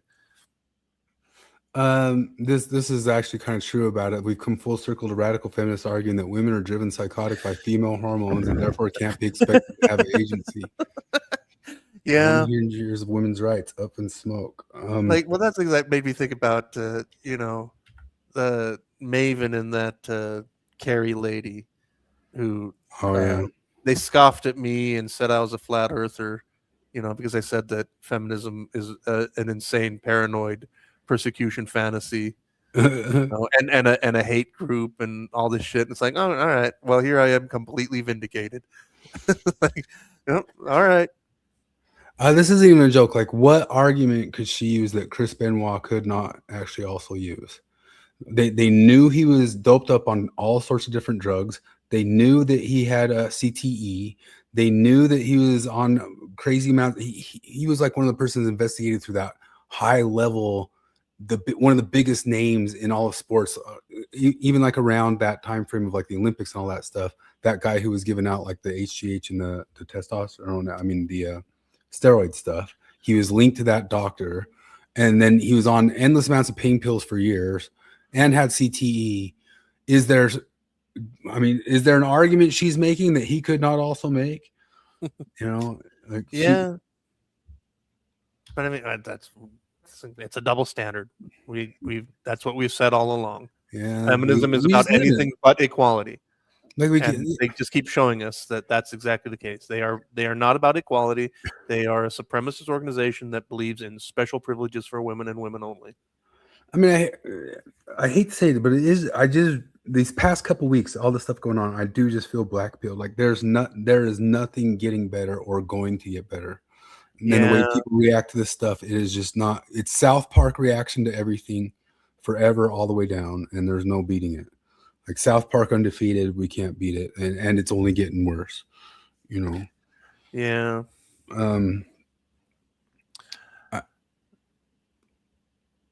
How long did you have? There's the things that you want to wrap it up into 2 hour. Yeah. There was the stuff that went around that a black guy and a black woman got hung, and the whole world freaked out about it because this is reminding everybody of lynching in the South. And one of them turned out to be murdered by her black boyfriend, and the other one turned out to be a suicide caught on camera. But it did not affect anything. They still needed to exercise the demons of talking about lynching in the South type stuff. Yeah, I saw a bunch of stuff on the Facebook of people just saying, just flat out, black people don't hang themselves from trees. It's like, well, yeah, very occasionally they do. Yeah, like, you know. But I don't know. It's like, I mean, I was actually talking to my son about a little bit about this stuff, like in England. You know, I was kind of doing my whole thing about like, I have good news. Like the whole thing was like, people don't want the good news, and you know, like the good news is that there's no better place to be gay than America. You know, but people don't want to hear that, like, because you know, is it perfect? No. But are you in danger if you're gay in America? No. You know, and it's the same thing with black people. Like, you're not in danger from white people. Lynching isn't a thing. It hasn't happened in 70 years or whatever. Like, and that's like, well, that's the other thing. Is like, even when as big as a thing as lynching ever was in America, it was still a pretty rare occurrence. You know, at its absolute, I mean, that's things like the, you know, I think there was like 4,000 lynching victims in the like 70 years that was a thing. You know, it's like, well, it's, you know, more black people were shot by black people in Chicago in the last 2 years or whatever than were ever lynched in the whole history of lynching.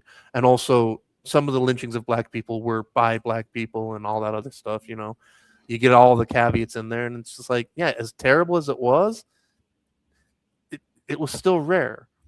And there were always people who were very much against it. But people don't want to hear good news.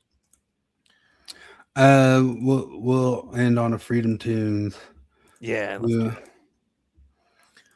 I mean, all this stuff, like, I feel like you go on for forever and ever. But like arguing I have to go to Moab tomorrow early, and Flip's generally got to run late, and Jared's been out of town. It's been that time of tough years, but we'll get back into it a bit better and swing into it and talk about this stuff, which is kind of a bummer because there was I got so many links and so many things that we could have watched or made fun of and joked about, but it's just flying over the top of these issues are good enough, but it hardly feels like it does it justice because it really does feel like South Park times right now. Well, like Forrest says, I'm moving the goalposts. I've done nothing of the kind. I've been saying the exact same things exactly straight through, consistently, entirely. But whatever, he's got his fantasy that he's got to live out. I mean, the whole thing, like all the stuff about like the lady killed her kids, the Arday thing is a bunch of DEI racism stuff gone batty. The talks about like the race realism and all that sorts of stuff. It's just like, you know, the bell curve stuff is, you know, it's just true. And I'm like, I've just gotten to a point of, and like, I don't have like any sort of judgments on like where people's IQs or any sort of thing like that are at all. But it does get to be like a bit of a question mark about claiming that there's oppression inside of things when things don't come out exactly equal in the whole entire world and all that sorts of stuff.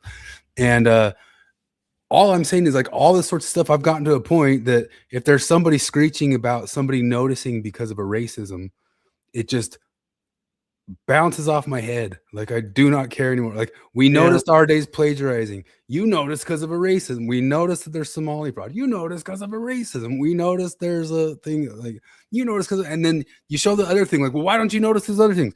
I do notice those other things. Like, everything sucks into shit.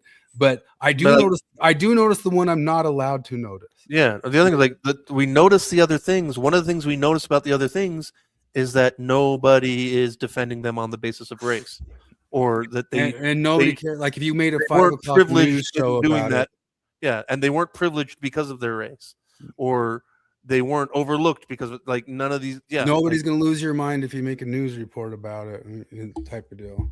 But yeah, like we're gonna look the other way. which you can ask for is like, why did it go viral? Part of why it goes viral is because of the spazzy reaction, like you have to, you know what I mean? Like these people say it's like this, and you people say, measure the racism, and that whole thing is part of what swells it all together. It's a great big thing. Yeah, but I mean, it's a perfect woke Kafka trap, where like they're gonna do their racism, and if nobody notices, then they just get away with their racism. And if you notice, well, that's a racism. Well, okay, it worked. The woke dialectical Kafka trap worked. It's working exactly as it was intended to work. Either way, they win. But I 100% agree with Forrest in the sense that all of it's just government and government swelling, and most of the stuff is just like a different kind of level of ways you've figured out to extract and grift off of systems. And Risto, I disagree with you. I don't think that the Republicans want race to go away. They want I have a dream colorblindness. That's what they want. They want there's some far right types for sure. Well, yeah, but they're like they don't get. They're not on the Senate floor. They're not in the academy. They're not in the academy. They're not running HR departments. The cathedral. They're not in Hollywood. They're not in.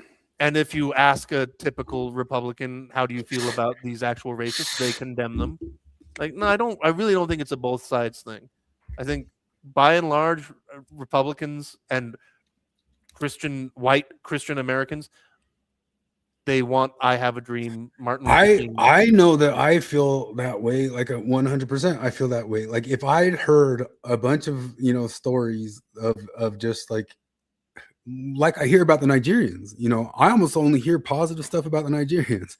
Like bring me Nigerians, you know what I mean? Yeah. And my entire life I've been having these arguments with leftists, and like for a long time I had no idea that I was dealing with woke religious, and I was always confused.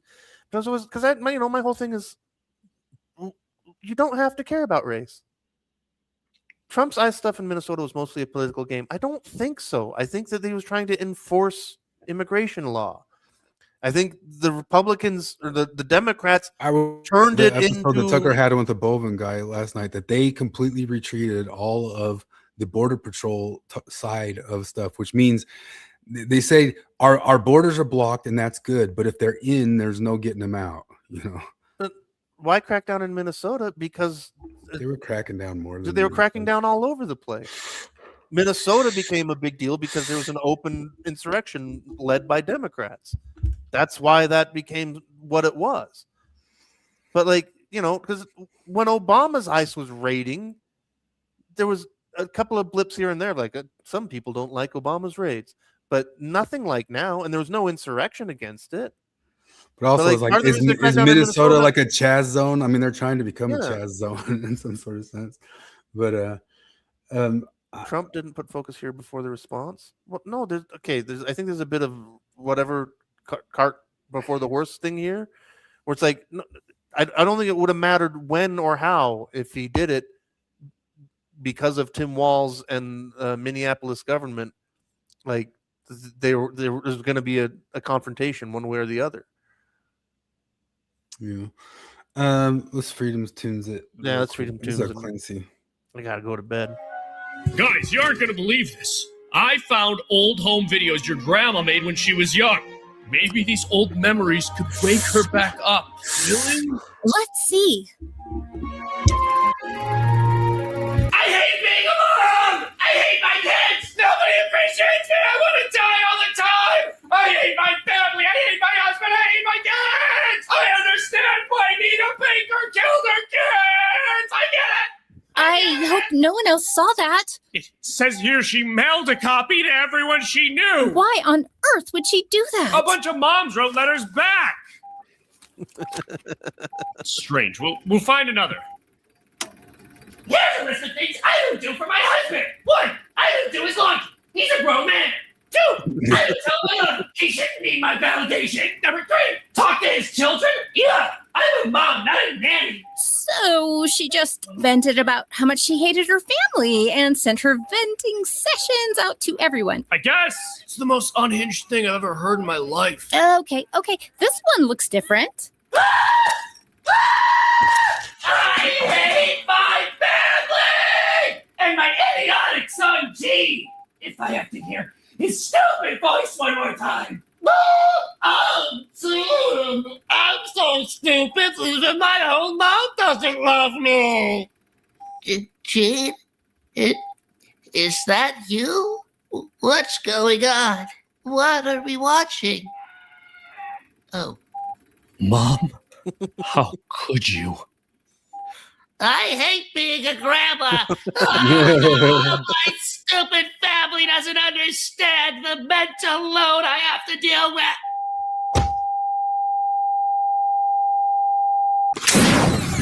We're making. I guess that's Risto, like, so I think part of what is going on here is like, why focus on a place like Minnesota or Minneapolis? A big part of that is I said, why focus on Arday? Why notice anything? Well, no, but also when Minneapolis declares itself a sanctuary city and says we are going to instruct local law enforcement not to cooperate with immigration enforcement, and you are an illegal immigrant criminal with an active deportation order, you're not stupid. You'll go to Minnesota where you'll get some protection. And so why would ICE be focusing on a place like that? Well, that's why. And again, it's like it's the woke dialectic thing. They will force the issue. If you do nothing, then serious criminals with deportation orders that should absolutely be deported are going to be safe and living freely in Minnesota. And if you do something, then you cry, "Oh, Trump is a racist. He's just doing this because he's a dickheaded racist." Like I think it's a perfect trap. Like, at this point, I honestly think people should like take in those Ceuta videos and understand that that's coming. That's in our future. So, what you gonna do? Yeah. Alrighty. I gotta work. You gotta drive to Moab. You're doing a 4-night stand? Yeah, we got 4 shows in a row, four nights in a row, but Monday's back here at Kilby, which drives me crazy because it's a Monday night. We're opening for some traveling band, and we're like, the only reason Kilby ever asks you to do stuff is bring people out, and like, we can't ever bring people out on Monday. But the guys in my band always get suckered in because they look at it and the band is like a bunch of pretty girls. And they're like, oh, we should do it for them. I'm like, we're going to bust our butts on a Monday night. Nobody's going to come out on freaking Monday. I don't go out on a dang Monday night. You know what I mean? And I get mad when touring bands, like if Garth Brooks comes on a Monday night, I get mad. I have a standing thing in Utah that I won't go to bands that treat us as a flyover city. So even if they're a band that I like, if they're coming in on a Tuesday, I'll say, fuck you. They come here on a Saturday, like treat us like a destination, man. And yeah, asking people to come out. But I mean, these guys cannot say no when they, the band that we're supposedly open for just looks. I didn't want to do Monday night. Sunday's Snow Basin, which is cool. It's like a Mountain Meadows music thing. And it's out and open. A lot of people come. And it's probably going to storm out. Like it's got straight storm, lightning stuff. But I'm guessing we'll drive all the way there and set up just in time for the lightning to strike and not play it right after being in Moab for 2 days. So that's my Charlie Brown life. But the Moab part will be cool. But driving back to the 2 shows afterwards is retarded. But what you can do. And I was thinking about this earlier. This is my summer vacation. Like that's how it is. I think about it as a kid, like how much I missed out on paying attention to how nice it was to have an entire summers off. Because at this point right now, like a long weekend where I play a couple of cool shows and a couple shit shows, that's my summer vacation now. That's my time off. But the system has failed women. Jared has spoken well, and it's failed the black. And the system's failed, and it's all systemically sexist and racist. And I'm actually just converting to the other side. Like we just gotta assimilate in like the Borg. Like what are we doing? Like we're not. It's not getting overcome, and all we're doing is driving ourselves crazy. So I think it's time. Maybe we just take the blue pill. You just swallow the blue pill on down, and maybe life will be happier. I mean, you have to scream at TikTok a bit more, but maybe in between those screams, life's happier. Like I wonder, like maybe because every time I mention this, I realize that I keep putting it off. I need to get on it, but not finish getting my Portuguese citizenship, and maybe I can learn Polish.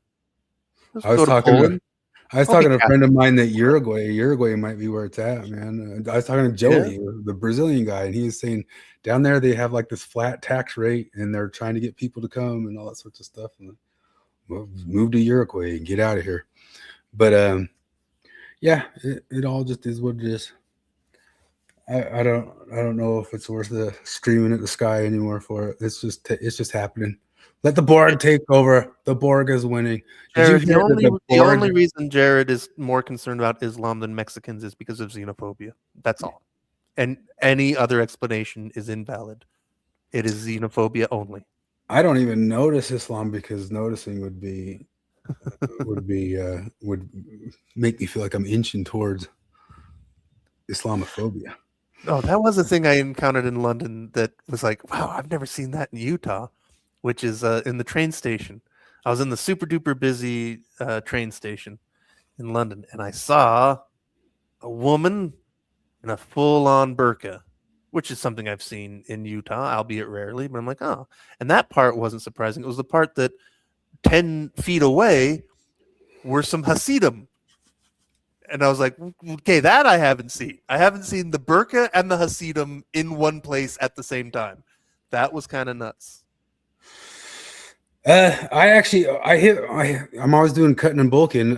This weekend's actually was my goal weekend, my goal weight weekend, and maybe I'll start bulking again now. So this is me I could compete. I could compete right now, and all I ever did was walk my dog and wear sweaters at midnight. And so once again, I hit away, but I could compete like this week, right at this moment. Yeah. And maybe by 2-3 months from now, I will be a chubby checker once again. If I can hold the freaking food down. You can watch eat a 1 pound Reese's. But this was the goal date, and this is the goal weight. And at 47, it still fully shreds. It still works. You just eat meat at a low calorie. I started at the start of the Iran war. So I was probably 50, 60 pounds heavier, started the Iran war. I ate meat and rice until today, and I could compete right now. So that's biology. Nope, it's socially constructed. It's just socially constructed stuff. It's just you're such an Andrew Tate fan. He made you do it. Yeah. Alrighty. Anyway, have fun, everybody. See everybody later. Later.